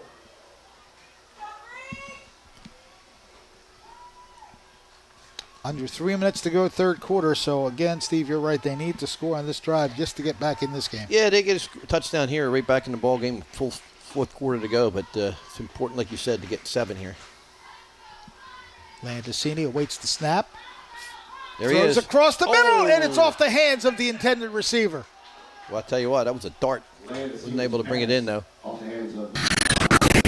Jaden Henry, that was a hot potato, to say the least. But you get your hands on it, you want to grab it. Yeah, you throw that middle slant, you got to have some, little mustard on it. And now interesting to see if they try to get part of it instead of going for all the touchdown here. Interesting to see if they call a little screen or something. From the 5-yard line, third and goal to go for Cedar Creek. I mean, they got to score 7 here. I don't think they're going to settle for a field goal. So takes 2 shots at the end zone. See what they can come up with. Landesini awaits the snap. He rolls to his right, looking to throw. Has the man there. Did he catch it? He's caught it, but they call him down at the 1 yard, or the 1 foot line or something. To number 3, Sandy Thomas. That was a nice throw and catch. Boy, that was a great catch. Interesting to see 1 yard line. on the replay here if we can see if there was a. Obviously, the official is right there, so he did he's not right get there. in. He didn't say that he got in, so it's just got to be right up against the goal line pretty much. The pass was to Sandy Thomas. This is where it gets interesting to me. All these teams that use shotgun, they still do it from here. You would think you wouldn't want the ball 4 yards behind line of scrimmage. You would try to sneak. Let's see what they do. Well, this is something where you just bunch it up at the line of scrimmage. You just have to get a good push here. Oh, they handed it off. Handed off, and he scoots in for the touchdown. That is Deshaun Collier on the carry, and he's in the end zone. Big score there for Cedar Creek.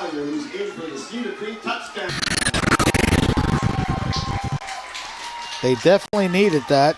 The 139 mark of the third period, so it's back to 1 score if they can get the point here.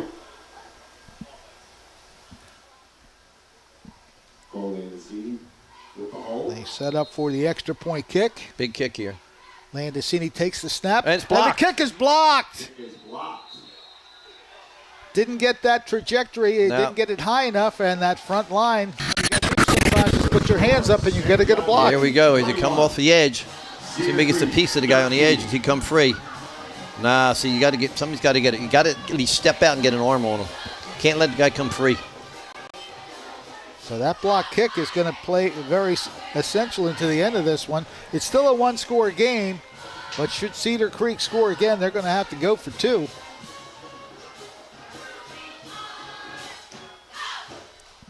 So 1:39 showing on the third quarter clock. It's 21-13 now in favor of St. John Vianney. That was good drive by Cedar Creek to get the momentum back because they were really being on their heels after long touchdown passes and the penalty that led to the last touchdown for St. John's Vianney. So offensively, they got to be happy with the execution. Have to see if they can get a defensive stop, though, which they haven't been able to do. The Cedar Creek cheerleaders having something to cheer about now. 21-13 is the score, late third quarter. You said next game coming up at 1 o'clock. Washington Township against Pope John Paul. Mike Frankel and Kevin Smith on the call here. Kick is towards the left side. Oh, fumbled. Ball is touched. And sometimes smart play. Just best to just fall on the ball and take your chances with the possession. Definitely a smart play. So the ball will be near the 20-yard line. We'll see if the officials put it there. I'm going to switch the ball, but I think it's going to be at the 20-yard line. That's where he was. St. John VIANNEY will take over. Yep, 20-yard line is where St. John VIANNEY gets its next possession. Kick was just as good if the kick in the end zone. So the Lancers come to the line of scrimmage for their first play of this series.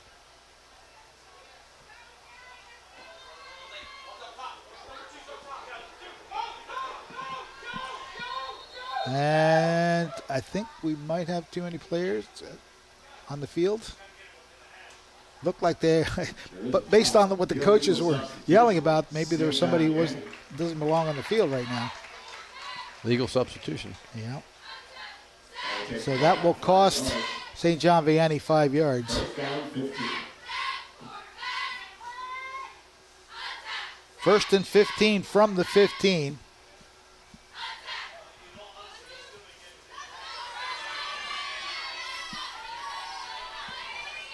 Shotgun formation, snap is there, handoff. Trying to find some space, but a good job of filling the hole right there. That was Desan Collier who just stepped in and denied any. Yeah, real nice job that time by number 2, as you said. He stepped right in from his linebacker position. Boom. Read it well, read the guard, which you want to do inside linebacker, and he stepped right in and filled the hole.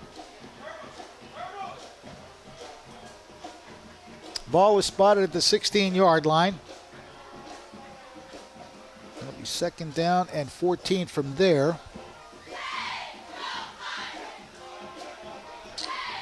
St. John Vianney, having given up a score, would like to move the ball down the field, at least use some of the clock. Where's Fitzpatrick? I'd find him right now. No, just hand it off. Yep. Oh, coming backside, back the other almost. way, but no. Almost. No, that was not going to happen. I think that was number 52 who said, we have to bring you down quickly. He's injured on the play, too, unfortunately, for Cedar Creek. Aaron Castellanos. Yeah, he makes a great play, but looks like he's going to need some attention. Oh, looks like a cramp again. Okay. Fortunately. If that's all it is, that's okay. You don't want any of physical injury. Yep, that's what they're doing. They're going to try to get that cramp out of the leg. But really, good read on that play. Castellanos stepping up and making a good tackle. You can't emulate the way that the weather is when you play a game. You can practice all you want, but the game conditions and intensity is just, different. Mm-hmm. So they've, got to deal with it. Every year we see this, but trainers do a great job, too, of getting them back, getting them stretched out and getting them back where they can get back in the game quickly. Yeah, many schools, all schools have some great training staffs for football. I see it all the time. Again, we said the next game is Washington Township and Pope John Paul, and then at 4 o'clock, Bud Rink and Matt Jamison will bring you Ocean City versus Princeton. And a big one tonight is Atlantic City and Shabazz with Tony Blum and Sam Jenkins on the call. Mike Frankel and Kevin Smith will do the Washington Township Pope John Paul game, so you can get them all right here on primeevents.net. Yeah, these cramps take a little while to kind of kick their way out. Got to take special attention to make sure everything's good. It's no fun walking on a cramp. I've done it. Oh, not a good idea. Yeah. Don't make too many steps. We usually go down again. It's like somebody stabbing you in the calf.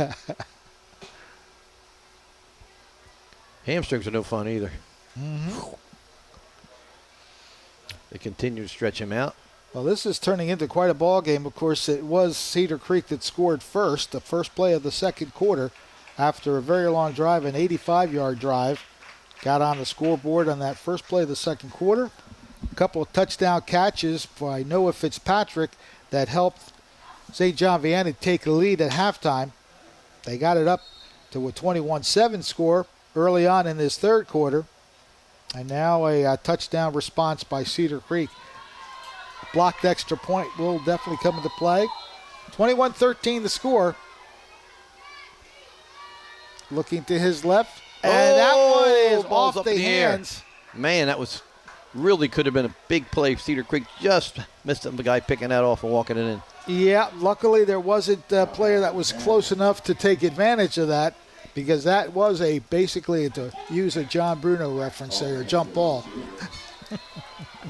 And Cedar Creek should get pretty good field position here. Yep. We got a punt situation now for St. John Vianney.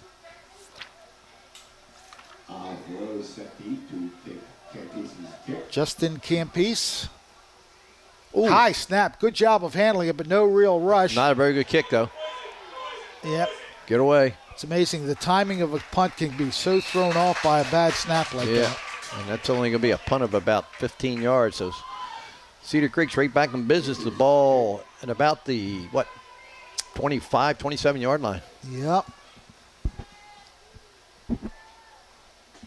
Well, St. John Vianney used the kicking game to take advantage in the first half. They're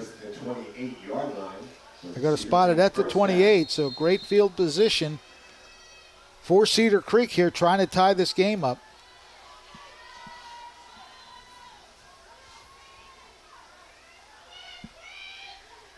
On first down, shotgun formation by the Pirates. Landesini will hand off. Nice Good move. running. He's open to the outside. Across the 10. He's caught from behind, but he got inside the 5-yard line. Another strong run. But he looked like he had a cramp. He was running. Yeah, he had a cramp. You could see that. Yeah, watch his replay. He's not running at full speed. That was an amazing run. He was able to stay up. It's a big hole. Here he goes. Right there. Now look at him. Yeah. He's just pulling that leg along. That's amazing. Yep. That is an amazing run by that young man. Little hitch in the giddy-up, as they say. I'll tell you what, that was senior Taylor Lenhart, and I'll tell you what, take a lot of credit for that. Yeah, number 2 was who was Desan Collier. I'm sorry, young too. But I'll tell you what. That was I saw effort. that. Yeah. I'm like, oh, my God, I got to go down. Oh, man, he'd have walked in, he'd have that cramp. Yeah. Either that or he was throwing the timing off of the defensive guys that couldn't figure out he was that slow. But anyway, great play, big play. They have him down at the 4-yard line. 4-yard line. Both teams now coming to the sidelines. There's 8 seconds left on the clock, so I'm not sure. Are they going to run it out? No. No, they're not. The referees are calling both teams to come back on the field. First and goal at the 4-yard line. Did they have to run a play? Interesting. Evidently, yes. They're going to make him run a play. All right. Was he tackled out of bounds? I don't know why. All right. Okay, now they're running the clock, and I guess they don't really have to run the play. They do. Handoff is right back to the same player, Collier. Wonder why they ran the play. He's tackled at the 1-yard line. Collier. So 1 yard away from tying this game, perhaps. And he can hardly walk still. Interesting. Yeah, interesting choice indeed. So the two teams will now switch sides, and we'll go pretty much the entire length of the field to put the ball down at the 1-yard line to start the fourth quarter. Cedar Creek with a great opportunity here to get within 2 points with a touchdown, and I would think they'd go for 2 to try to even the score. It is known all over the Delaware Valley. Johnson's Popcorn on the Ocean City Boardwalk, specializing in their delicious caramel corn. You can get Johnson's Popcorn in individual servings all the way up to 3.5-gallon tins. Look for them in your favorite food market or party store. Johnson's Popcorn, 1368 Boardwalk in Ocean City. Phone 1-800-842-2676 and have your popcorn shipped to you. They're also online at johnsonspopcorn.com. Johnson's Popcorn, since 1940. If you're planning to build a home, make your first step a visit to Halliday Leonard. Halliday Leonard will consult you on your design and assist the development of your custom home. They build single homes that will fit most any budget, plus condominiums, townhouses, and commercial buildings. Get your ideas together and take them to Halliday. All right, as we start the fourth quarter, big opportunity. Once again, it is Collier trying to duck in. No, they're calling down at the 1. Yeah, I usually try to wait for those officials to put the arms up before I yell touchdown. They didn't do it, so he's not in. Coming up a 3rd and short. Looks like it's actually at the 1 yard line, maybe a tad inside the one.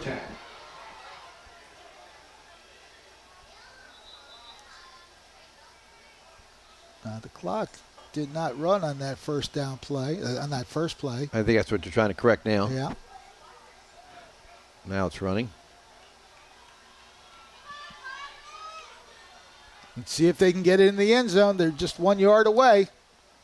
Quarterback over center. Landacini. He wants a motion guy. There he goes finally. And it's Landacini trying to power his way in. And he's in. And he does it. Touchdown for Cedar Creek as Cole Landacini plunges in from a yard away.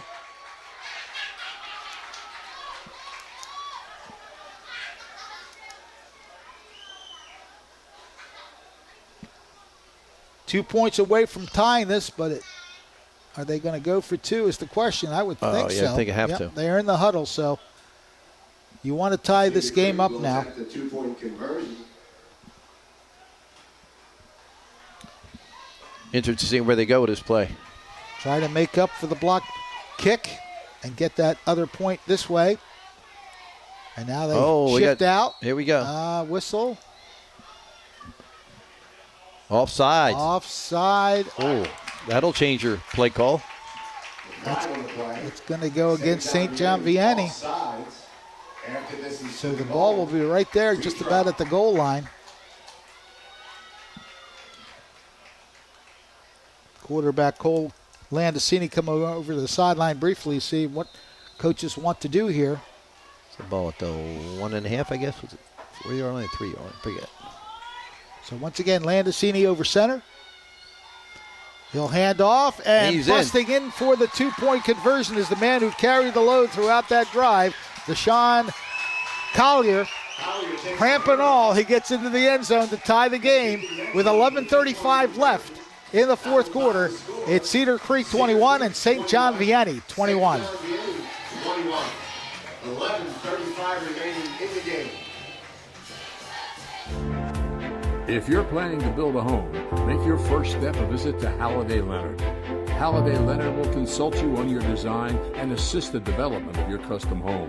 They build single homes that will fit most any budget, plus condominiums, townhouses, and commercial buildings.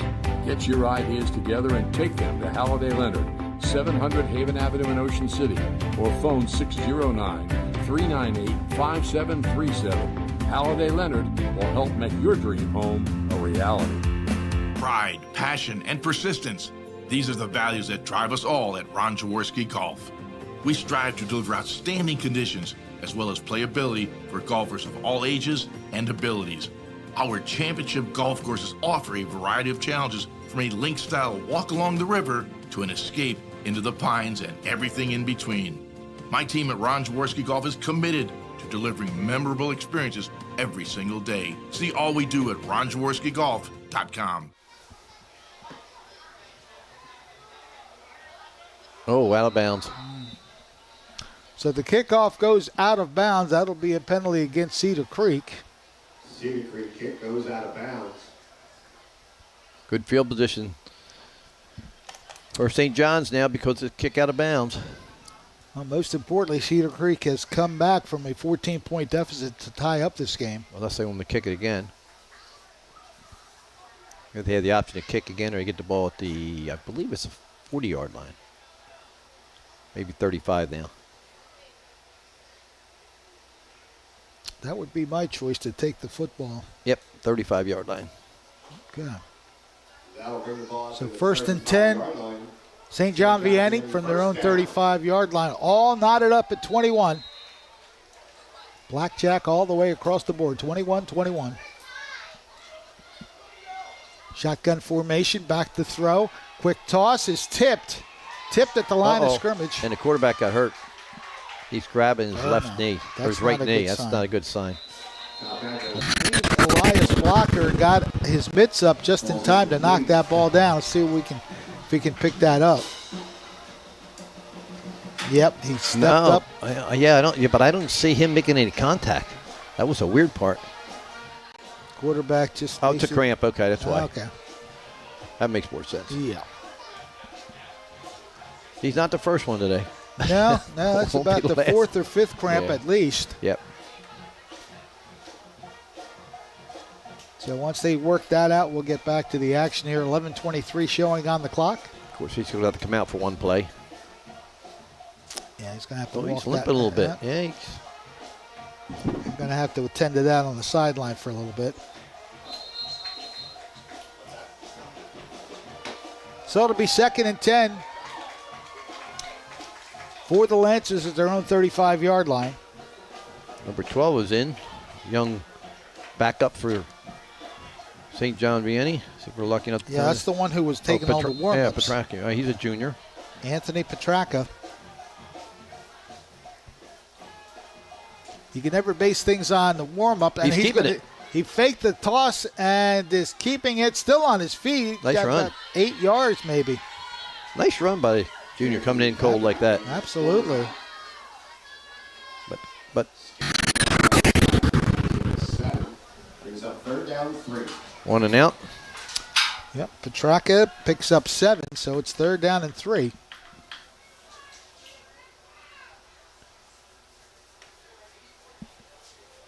Ball is spotted at the 42-yard line.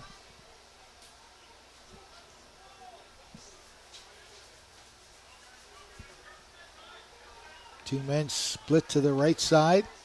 Shotgun formation. Handoff this time, and Spins and he spins short. as much as he can, but I don't think that Lucas Farah got the first down. No, he's short. Just short. He needed to Petracca get in to there the again. 45, and he got to the 44. So what do you do here? 4th down and yard. 4th in the yard, your own territory. Do you go for it or do you punt the ball? Depends. Do you like power football? Because if you do, 1 yard's not that hard to get on power football. Well, you better get it, though. True. Give me the ball in your own territory. It looks like they are going for it. Well, you only live once, sir, so we're going to go for it. This would be I would go play action. Yeah, okay. I would. Farah trying to get to the outside. He's got it in more. 50, 45, pushed out of bounds. Boy, what a great burst of speed. Gets the edge. Lucas Farah finding that extra gear, getting the first down. And they went to the short side of the field, which is ironic, too. Usually you see come back this way. Oh, and they caught the defensive end pinching in. And the cornerback could not get up through the wash there. Big play there. Good play. So new set of downs at the Cedar Creek 45-yard line.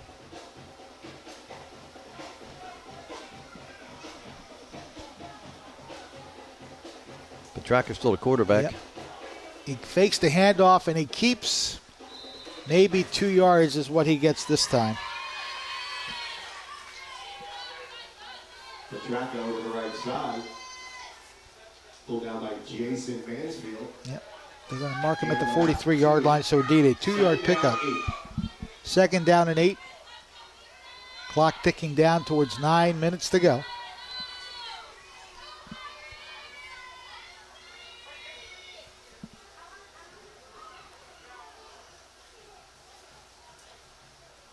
When are they going back up top?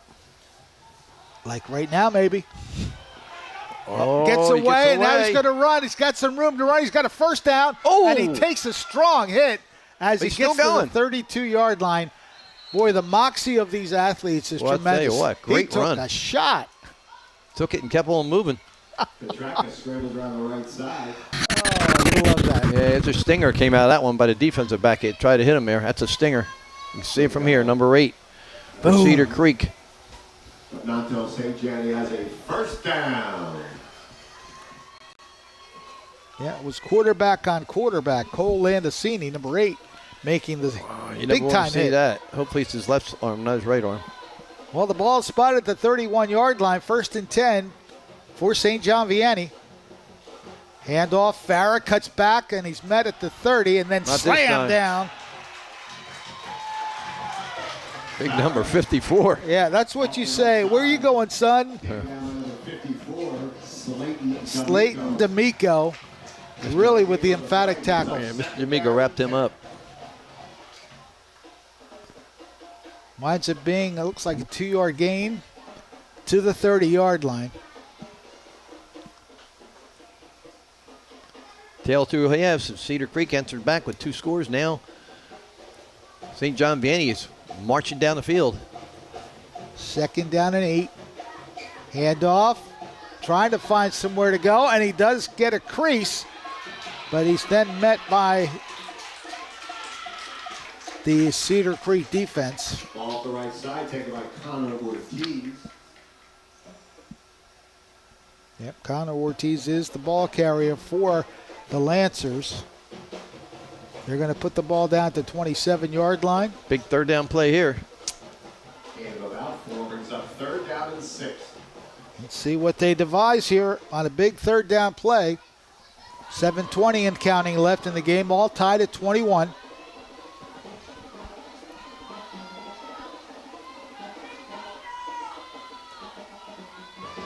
Where is Mr. Fitzpatrick? He's split all the way to the left.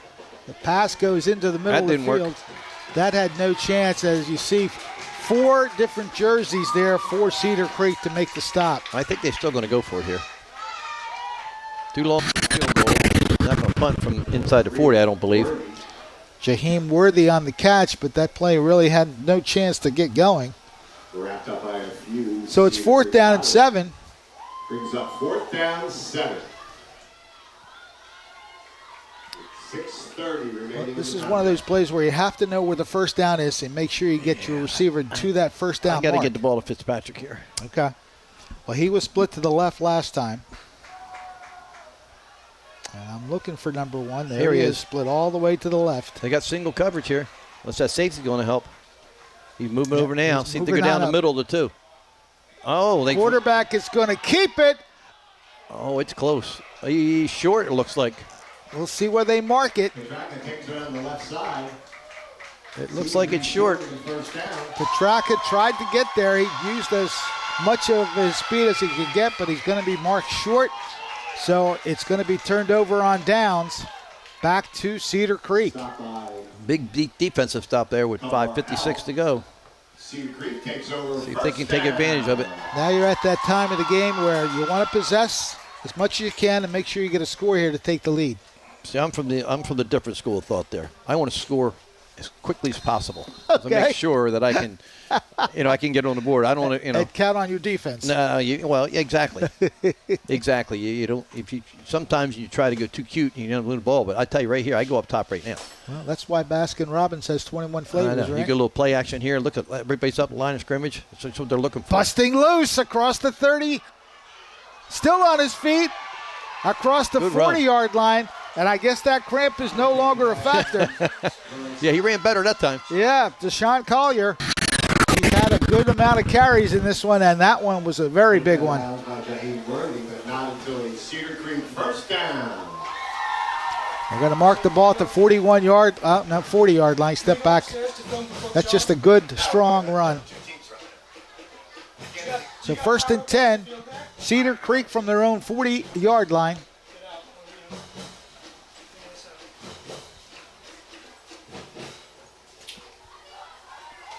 Hand off. Again, Collier gets what looks to be about 3 yards. Wrapped up by Lamir Jones. Gave him about 3. 2nd down, 7. Well, they're putting the ball in the hands of number 2, and he's doing the job. 3-yard pickup will set up 2nd and 7.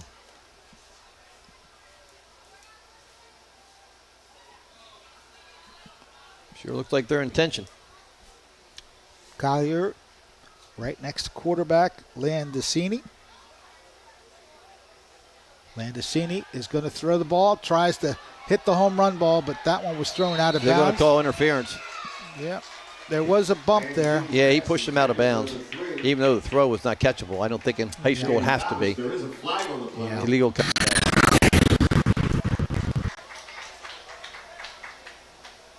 Preliminary call was pass interference. St. John Vianney. So that penalty will give Cedar Creek a 1st down. mark off the penalty. That's a 15-yarder. Yep. Big penalty. Ball is spotted at the St. John Vianney 42-yard line. A new set of downs for Cedar Creek. Sad part for St. John Vianney, the ball wasn't catchable. He just got his hands on. Yep. Handoff. Collier cuts it inside. Nice gain to the 35-yard line. That's a quick 7 yards. Collier off the left side. As you said, now, as you're beginning to drive, now's the time they're going to work the clock. I got to agree with you now. Yeah. 4 minutes left. Run it down. Keep that clock running. Use up as much time and then get in the end zone. Second down, 3. From the 35-yard line. Second down, 3 yards to go. Landicini in shotgun. Gets the snap from center, puts it in Collier's mitts once again. And again, Collier just powering his way. Should have a first down. That was sheer energy and guts. I'll tell you what, he's shown great leg drive for a guy who was limping for a period and a half. Good job. Again, credit to the training staff. Yeah, he of seems Cedar to Creek. have been recovered from that cramp very well. From the 31-yard line, 1st and 10 now for the Pirates as they try to complete a comeback from 2 touchdowns down and take the lead. They got an audible here. Looking to throw across the middle. No! It's intercepted. My goodness. Across the Right into field, coverage. 30, and out of bounds at the 35-yard line. The man's down. That was a great read of the play. Well, he was sitting back in his if you watch the replay here. He watches the guy come across the field and sitting right there. Boy, 2 guys could have picked that off. That's just a good vision of the play. Ted Domashinsky with the interception. Irish kid, huh? Great play, though, by Domashinsky. He covered it well and brought it back nicely as well. Another cramp. Just changed the whole complexion of the game with 3:36. Cedar Creek has a chance to go in and score or maybe kick a field goal now with a turnover. And good field position, too, out to the 38-yard line. So the Lancers with a big-time interception at the right time of the game for sure. 3:36 left on the game clock. Here's a replay once again as you see the interception. Boom. Boy, that's just he liked that one back. Not his best throw. But Cedar Creek's defense got to step up now and answer the call. Things continue to happen in Ocean City. Sunday, August 30th, we have 4 magnificent male icons. The music of Neil Diamond, Elvis Presley, Bobby Darin, and Barry Manilow. And next Wednesday, September 3rd, Starman, the best of David Bowie. Get your tickets at the Ocean City Music Pier box office or online at oceancityvacation.com. Well, this is a great way to kick off this battle at the beach this year. These 2 teams really battling the whole time. Credit to Cedar Creek for coming back from a 14-point deficit. This looks like a little more than a cramp. Hopefully that's all it is, but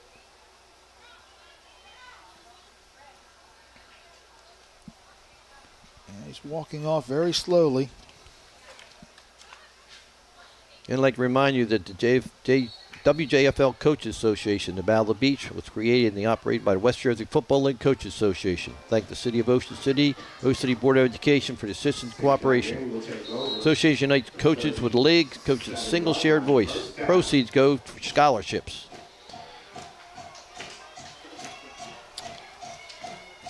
So the Lancers with possession after the interception. Oh. High snap. Nice job. He stabbed it with one hand, and now he's going to just try to get as much as he can. Good block. Great block across the 40, 45, and he may have the first down. Oh, late flag. Might have been a taunting foul, let's say. There is a flag on the play. Yep. The guy makes a great block, and then he think he stood over. Let's say on a replay if that's what happens. Here he comes. Boom. Now what's he do? Yep. He stood over top of Stood him. over top, man. That's, Can't do that's that. tough. Nah, you can't do that, but it's Your quarterback makes a great run, and it's That's a shame. nullified. that's a shame. Yeah. Now, you know that these are the kind of things, I think both teams have done things that the coaches are going to go back into the practice area and say, what are we thinking? There'd be some extra reps. Yes, exactly. Lap, sprint, something for those.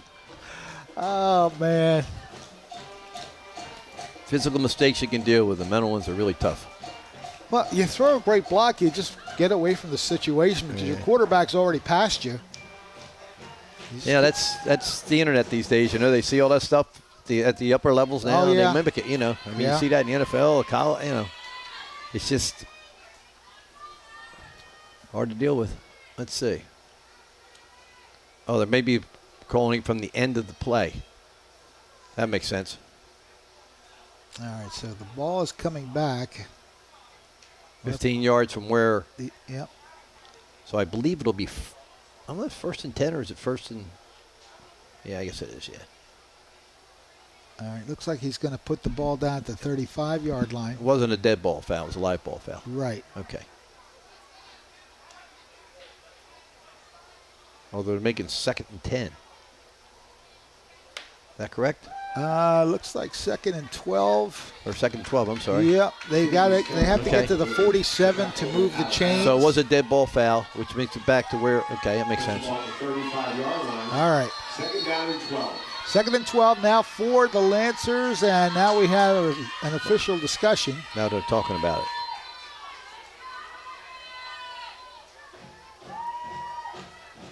Let's see if there's any difference in what happens here as the officials are getting together.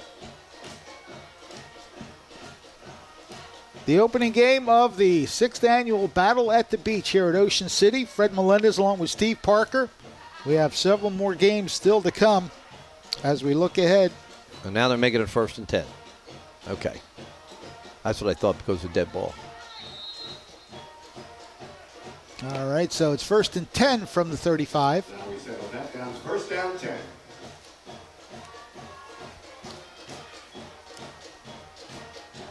Handoff, they try the right side, breaking some tackles. That's just, again, great effort. I'll and tell he's you still what. on his feet. Great drive.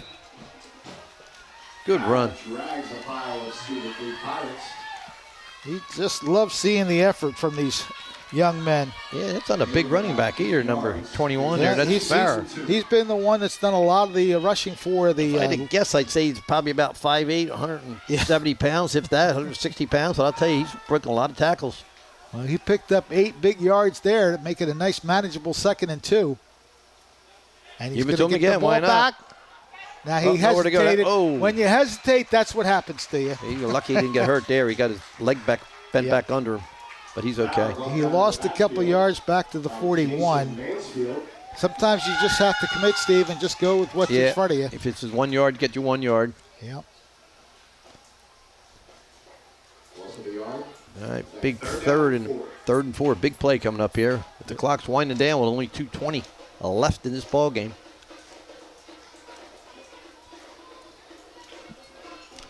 Third down play coming up for the Lancers. They have their big guy split to the left side.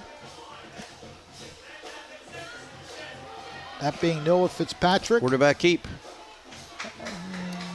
They're trying to plow him forward, but I don't think he got there. Now it's going to bring up a 4th down. Officials. 4th and. Oh, no, he got him on the line. That would be a 1st down. Nope, Yep. now they're calling it short. Make up your mind. No. It looks like they did get it. They gave him the 1st down. So he got to the 45, and it's a new set of downs. 147, though. They get a little more expedience here. The clock running. Well, you have that game breaker that can catch a touchdown. You wonder, they got to go to him one of these times. There he is way out here. You're going to get man coverage. They only got 2 out here. It's 1-on-1.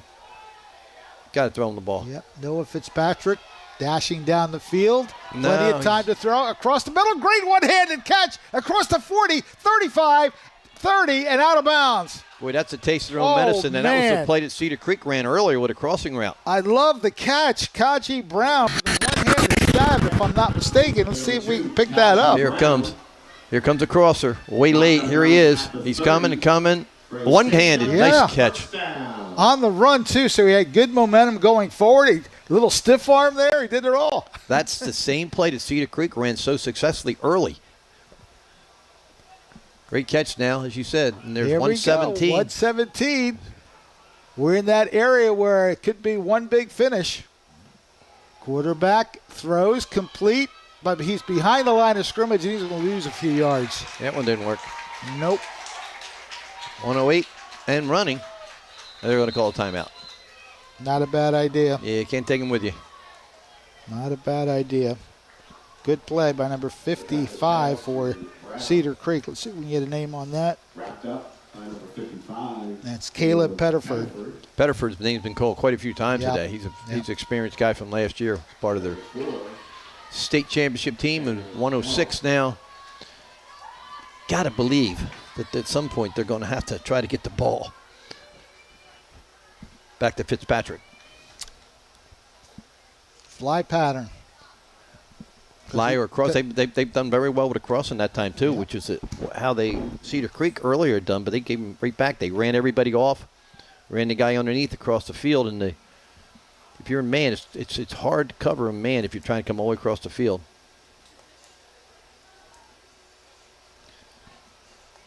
Can't ask for a better opening game, though. Now, this has been a great battle between Cedar Creek and St. John Vianney.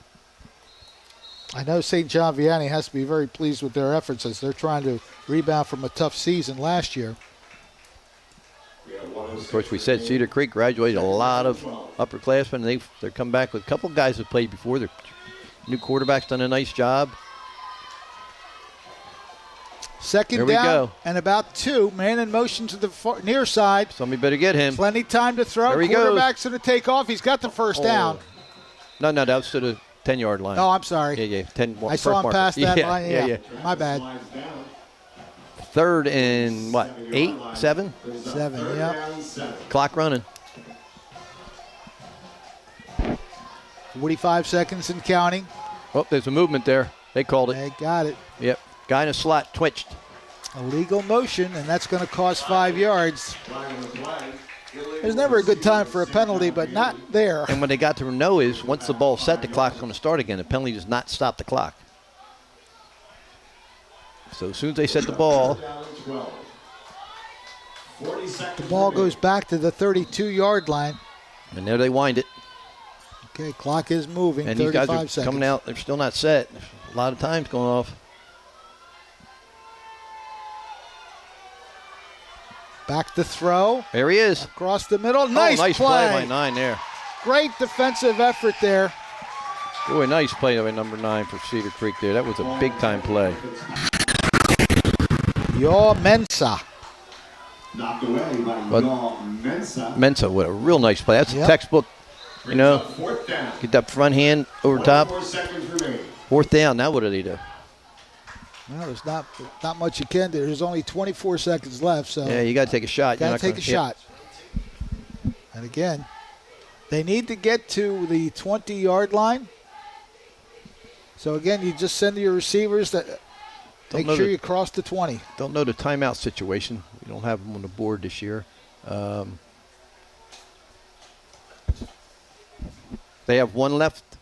2 left. I'm sorry, 2 left. Thanks. Thank you for that from the man that knows everything. Yeah, we give Bill Shalcross some credit. He's got all the replays for us. Good job. That's what we love. We love people who get involved in the game just like that. And then now he even knows how many timeouts He knows there how are. many timeouts there are and everything like that. He knows all about wave runners. Of course, you know. now there is timeout ticker on the score thing there. So I think that was I the didn't first see that. timeout. I'm looking at the scoreboard. It used to be on the scoreboard. It's right here. Oh, so they have 2 and Cedar Creek has 3. Yeah. Thanks, Bill. All right, so here we are, 4th down and 12. Got the time to throw as the ball they is go. aired out deep. Some good coverage. Oh, man. Knocked away. I'll tell you what, he dropped it in the basket, too. It was right there. It was right there. Defense as well. Yeah. Sandy Thomas was the man covering. As we take a look, not so sure he didn't get a hand on that. Man, I'll tell you It what. wasn't a good spot. You're right. Throw. Yep. Y'all mess up on the coverage. Well, you got to love the fact that they went for it. With 18 seconds remaining. And they almost got it in the end zone. Now what does Cedar Creek do? Well, they've only got 18 seconds to operate, and they're at their own 32-yard line. First and 10 for the Pirates. They're probably just going to hand it off and see what happens. They do, trying to go up the middle. Some pretty good yardage to the 39-yard line, 7-yard pickup. Yeah, you might as well take timeouts. Can't take them home with you. They get 2 more of them. Deshaun Collier again, the man who came back from that cramp and really impressed us with an almost touchdown run on the cramp. 2nd down 4. So both teams now have used one of their timeouts. What a great opening ball game to the season, though. I'm telling you, both teams have really made some great plays, a lot of effort, a lot of cramps. They're working through them, but that happens every year at this time. I'm sure it's not the last time we're going to see that this weekend, but exciting, very exciting ball game. Good football being played by the Lancers and the Pirates. Both teams graduated a lot of key players from last year, so this is a learning experience for just about all these players. Damian Morales, I think, is number 10, just came in. I haven't seen him before. I wonder if he's a speedster. Where's he at? He's in the slot, is he? Second down and about 4. Again, another handoff. Collier spins, but he's not going to get too far. And that's going to be it. Yep. Collier wrapped up in the backfield by number 22. There you go. Silverman. A 21-21 score. And our score is Cedar Creek 21, St. John VIANNEY 21. Now we need a refresher in the tiebreaker or the overtime rules for high school. Okay, here's what I remember. Nothing. Oh, that was a great setup and punchline, my man. Steve Parker. There's too many different level rules for the overtime. I don't know what's. We'll find out soon enough. Well, we'll let them set it all up, and then we'll just announce what happens after the play starts. How's that? That'll work. Whoever decides to run the football, whoever gets it when they start at 25. Yeah, okay. Yeah, for some reason I did Possessions? Yeah. Yeah. We get some help here from the officials. They believe it's a 25-yard line. Both teams get the same number of possessions. Let's see if that's what happens, or if that's I think that's a high school rule. We're out there to meet for the coin flip. I think the coin flip, you can pick either take the ball first or second, or which end of the field you want to go to. The coaches join the officials out in the middle of the field. He's explaining everything to them. High school football is best right here. 21-21. First game of the season. Bill Shawcross doing all the great work here at Ocean City Carey Stadium. Tom Williams produces everything. Happy to be back. Yeah, What a ball game. I always want to mention I thank Tom Williams for the opportunity to announce these games.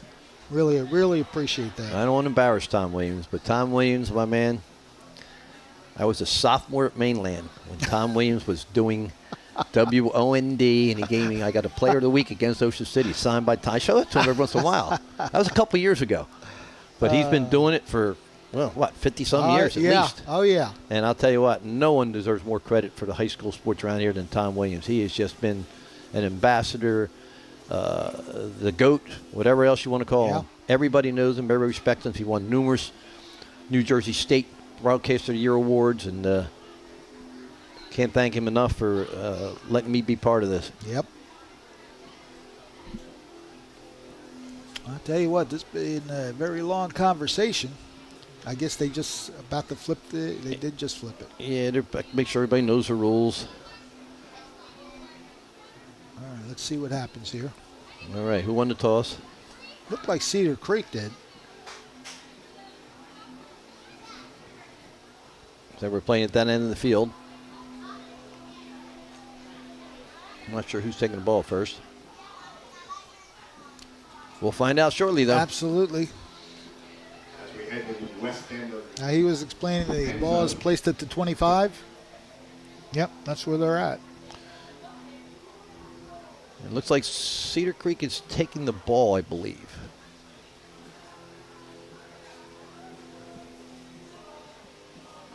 Or maybe not. Well, we do know this ball will be spotted at the 25-yard line. I want to go through the list of other games coming up today. Following us, Washington Township versus Pope John. That game will be called by Mike Frankel and Kevin Smith. Will take the ball on offense. Host city, Ocean City, takes on Princeton in the 4 o'clock game. Bud Rink and Matt Jamison will have the call on that one. And the nightcap, 7 o'clock, Atlantic City versus Shabazz, Tony Blum and Sam Jenkins. And then again, Friday, 4 more games. Saturday, 4 more games. First game of the season, we have You can watch all those on primeevents.net. South Jersey Network will bring them all to you.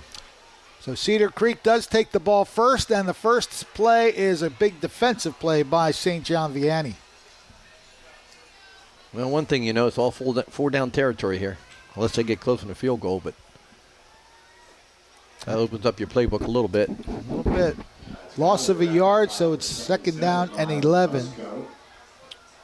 Julian Cruz, number 7, comes in for, I'm sorry, wrong roster. Second down. Number 7 for Cedar Creek. Mm-hmm. That's Avrose or AV. We'll say it both ways, so Yes. we'll get it right either way. Quarterback 2nd draw. and 11. Quarterback draw up the middle. Close to the 20-yard line, maybe the 21 is where the quarterback Landicini goes. Yep, another limper. Number 5 for Cedar Creek comes limping off. Gain of about 3 brings up 3rd down and So 7. Landicini comes over to talk with his coach about what they want to do here on 3rd down. Yeah, James Melody's done a great job since being at Cedar Creek, obviously with a state title, but every year he's just reshaped the team and done a fantastic job. 3rd and 6 coming up for the Pirates. We're in overtime. Score 21-21. Landicini looks over the territory. He's got a man wide open. Oh, he makes them both miss. He's in. How about that play? Somehow he broke free. Sandy Thomas with some great effort there. Wow. Looked like he was going to be stopped after a short game, but he got his way into the end zone. About a 16-yard. He catches Catch it and there run. about the 12 or 13. Sandy They just Thomas. simply missed. They did the Olay. Yep. So right now Cedar Creek is back in front looking for that extra point. Big point. High snap. He got it out Goes that up, time. and it is good.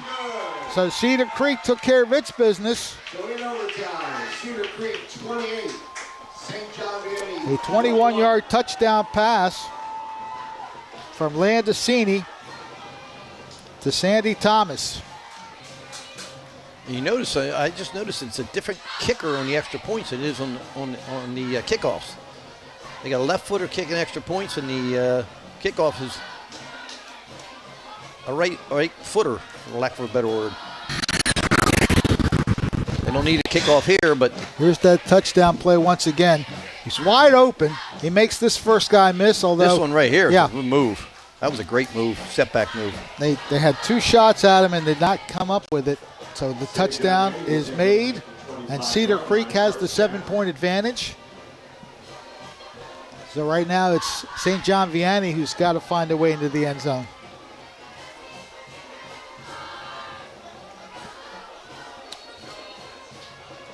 Mr. Fitzpatrick's got to see the ball sometime here. He's the guy that I would target based on what I've seen so far today.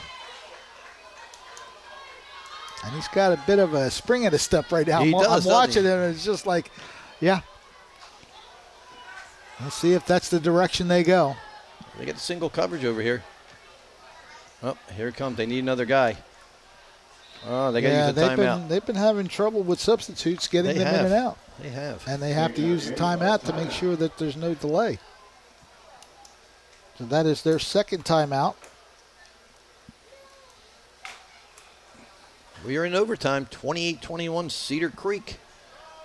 Need a defensive stop here. And, of course, St. John Vianney has shown explosive offense a couple different times in this game. Mm-hmm. That's why I'm with you. I'm looking to see if Noah Fitzpatrick gets a call here. I can still see that one touchdown catch where he just stretched out as far as he could to get that. I'd like to thank Nick Costco for alerting us that there's this 25-yard. He says that there's 3 series. If it remains tie after 3 series, the game ends in a tie. Okay. Except in state playoff games, obviously, they play until. So here we go. Now a whistle before the play. Cedar Creek calls a timeout. Not sure if they just wanted to see what the alignment was going to be. Number 1's down here stretching a little bit. Doesn't look like he's 100%.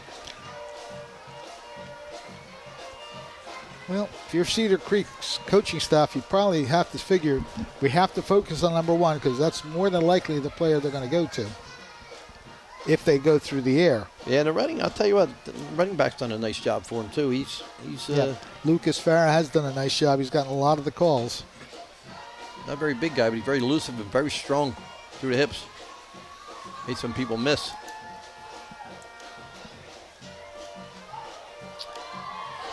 Yeah, we've had a dynamite game here. Took a little while to get the scoring started, but now we have a 28-21 score.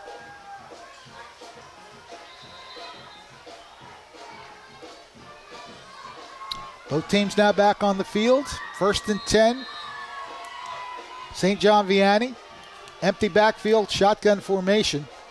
Quarterback's going to keep it, and he may be picked up 4 yards. That's Anthony Petracca.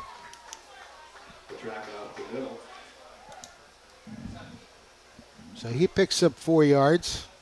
2nd and 6 coming up for the Lancers. They must respond with a touchdown, or this game goes to Cedar Creek. Brings up 2nd down.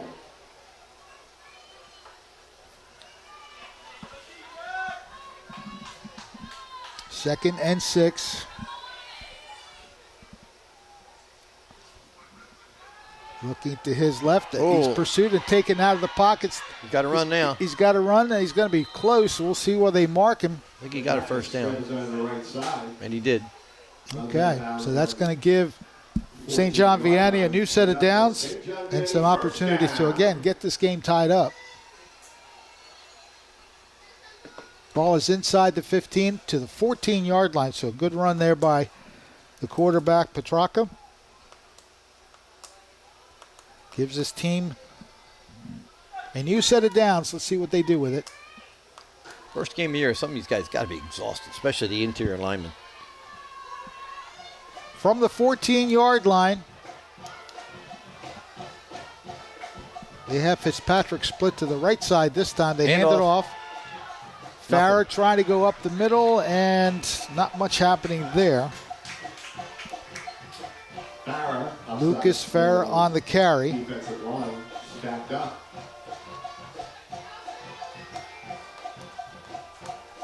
Maybe 2-yard picked up. Ball's at the 12. 2nd down and 8. Extra defensive back comes in for Cedar Creek. They take out a linebacker. I like the way they're moving around Fitzpatrick. He's back on the left side now. He was on the right side previous play.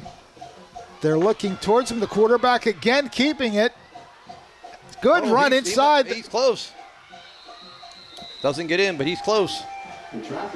Boy, I tell you what, he took a nice burst of speed. Anthony Petracca. We'll see it on the replay here. Wide open hole to the right there. Makes somebody miss and keeps driving. For a St. John Vianney first down. All right, the ball is at the, looks like it's at the 1-yard line. And you got 4 plays to punch it in from the 1. Now you wonder if they'll go for 1 or 2 if they do make it. That's what Coach has got to think of right now. Oh, yeah.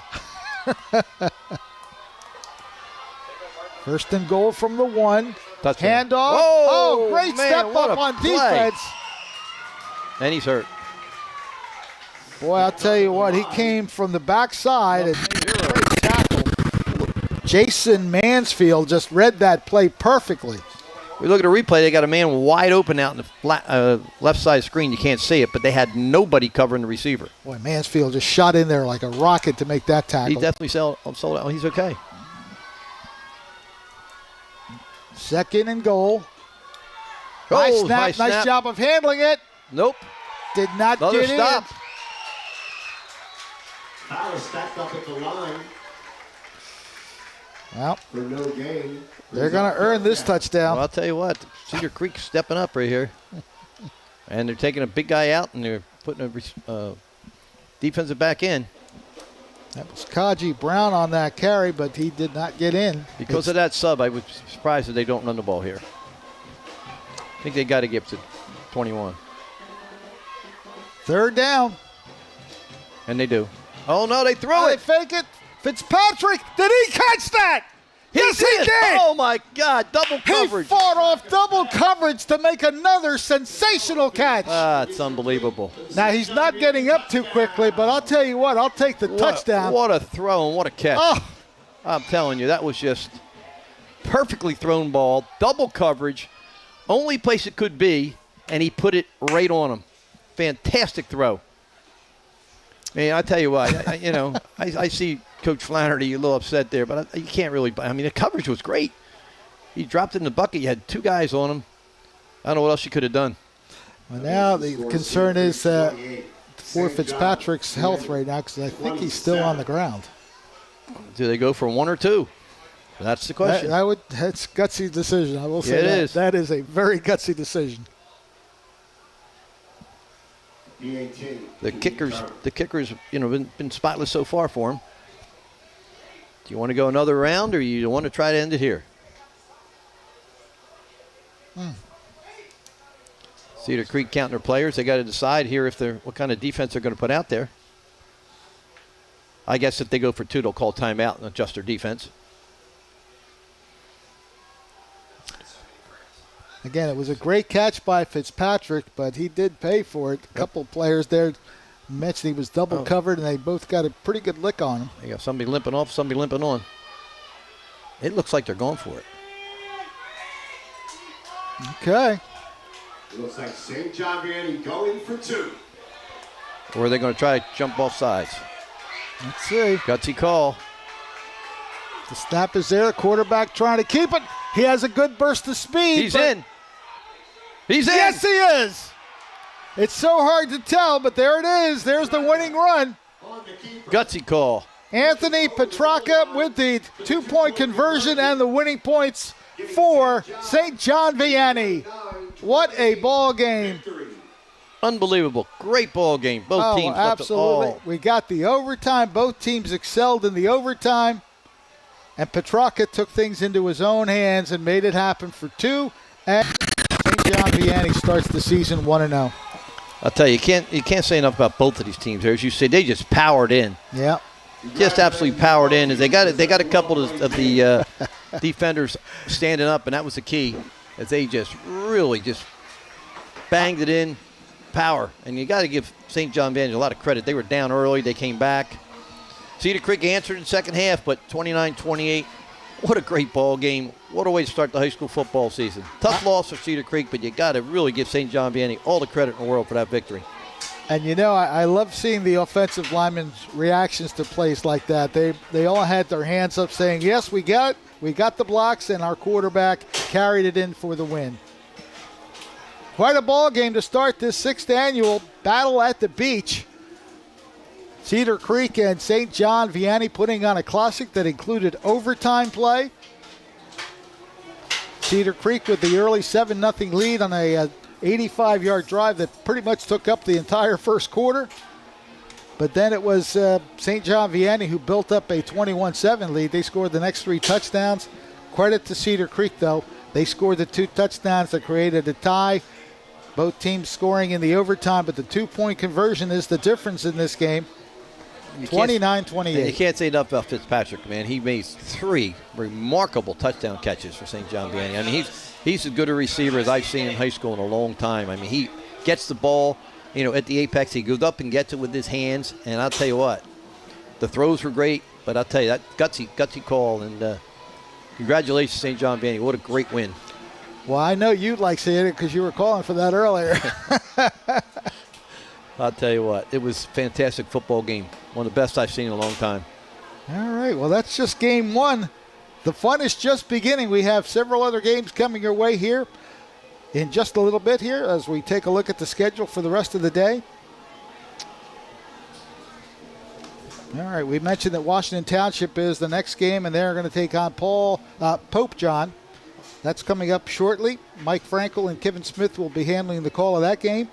4 o'clock, Ocean City versus Princeton. Bud Rink and Matt Jamison will handle the duties of the announcing. And then the nightcap, Atlantic City versus Shabazz. Tony Blum and Sam Jenkins. That's just for today. May as well mention these other games. We've got some great matchups Friday and Saturday. West Deptford at Kinnelon versus Kinnelon at 10 a.m. tomorrow. Rancocas Valley, another great team, taking on Wayne Valley. That's tomorrow at 1 o'clock. Shawnee versus Old Bridge. That's a 4 o'clock game tomorrow. And then Paramus Catholic versus LaSalle of Pennsylvania. Those are the 4 games for Friday. All right, you're going to be with Billy Osborne tomorrow. I'll be Billy Osborne tomorrow. Yes, I have. We've worked together before. My man. Good man. Saturday, 4 more games. I'll be handling the Bridgeton versus Southern game with Mark Narducci, another great sports good friend of mine. Sports enthusiast. He's been covering high school sports for a very long time. 1 o'clock game is Gloucester versus Cedar Grove. Mike Frankel and Harry Sachs will be calling that one. The 4 o'clock battle will feature Holy Spirit versus Monsignor Farrell of New York. Billy Osborne and Steve Parker going to handle Billy. that one. Yep, there you go. And then the nightcap and the conclusion of the battle at the beach between the Thunderbolts of Millville and the Dutchmen of Aramis Hall. We have 2 New York teams to end the tournament, so that's pretty cool. Tony Blum and Sam Jenkins will be handling that. So there is your itinerary for the next couple days and the rest of today.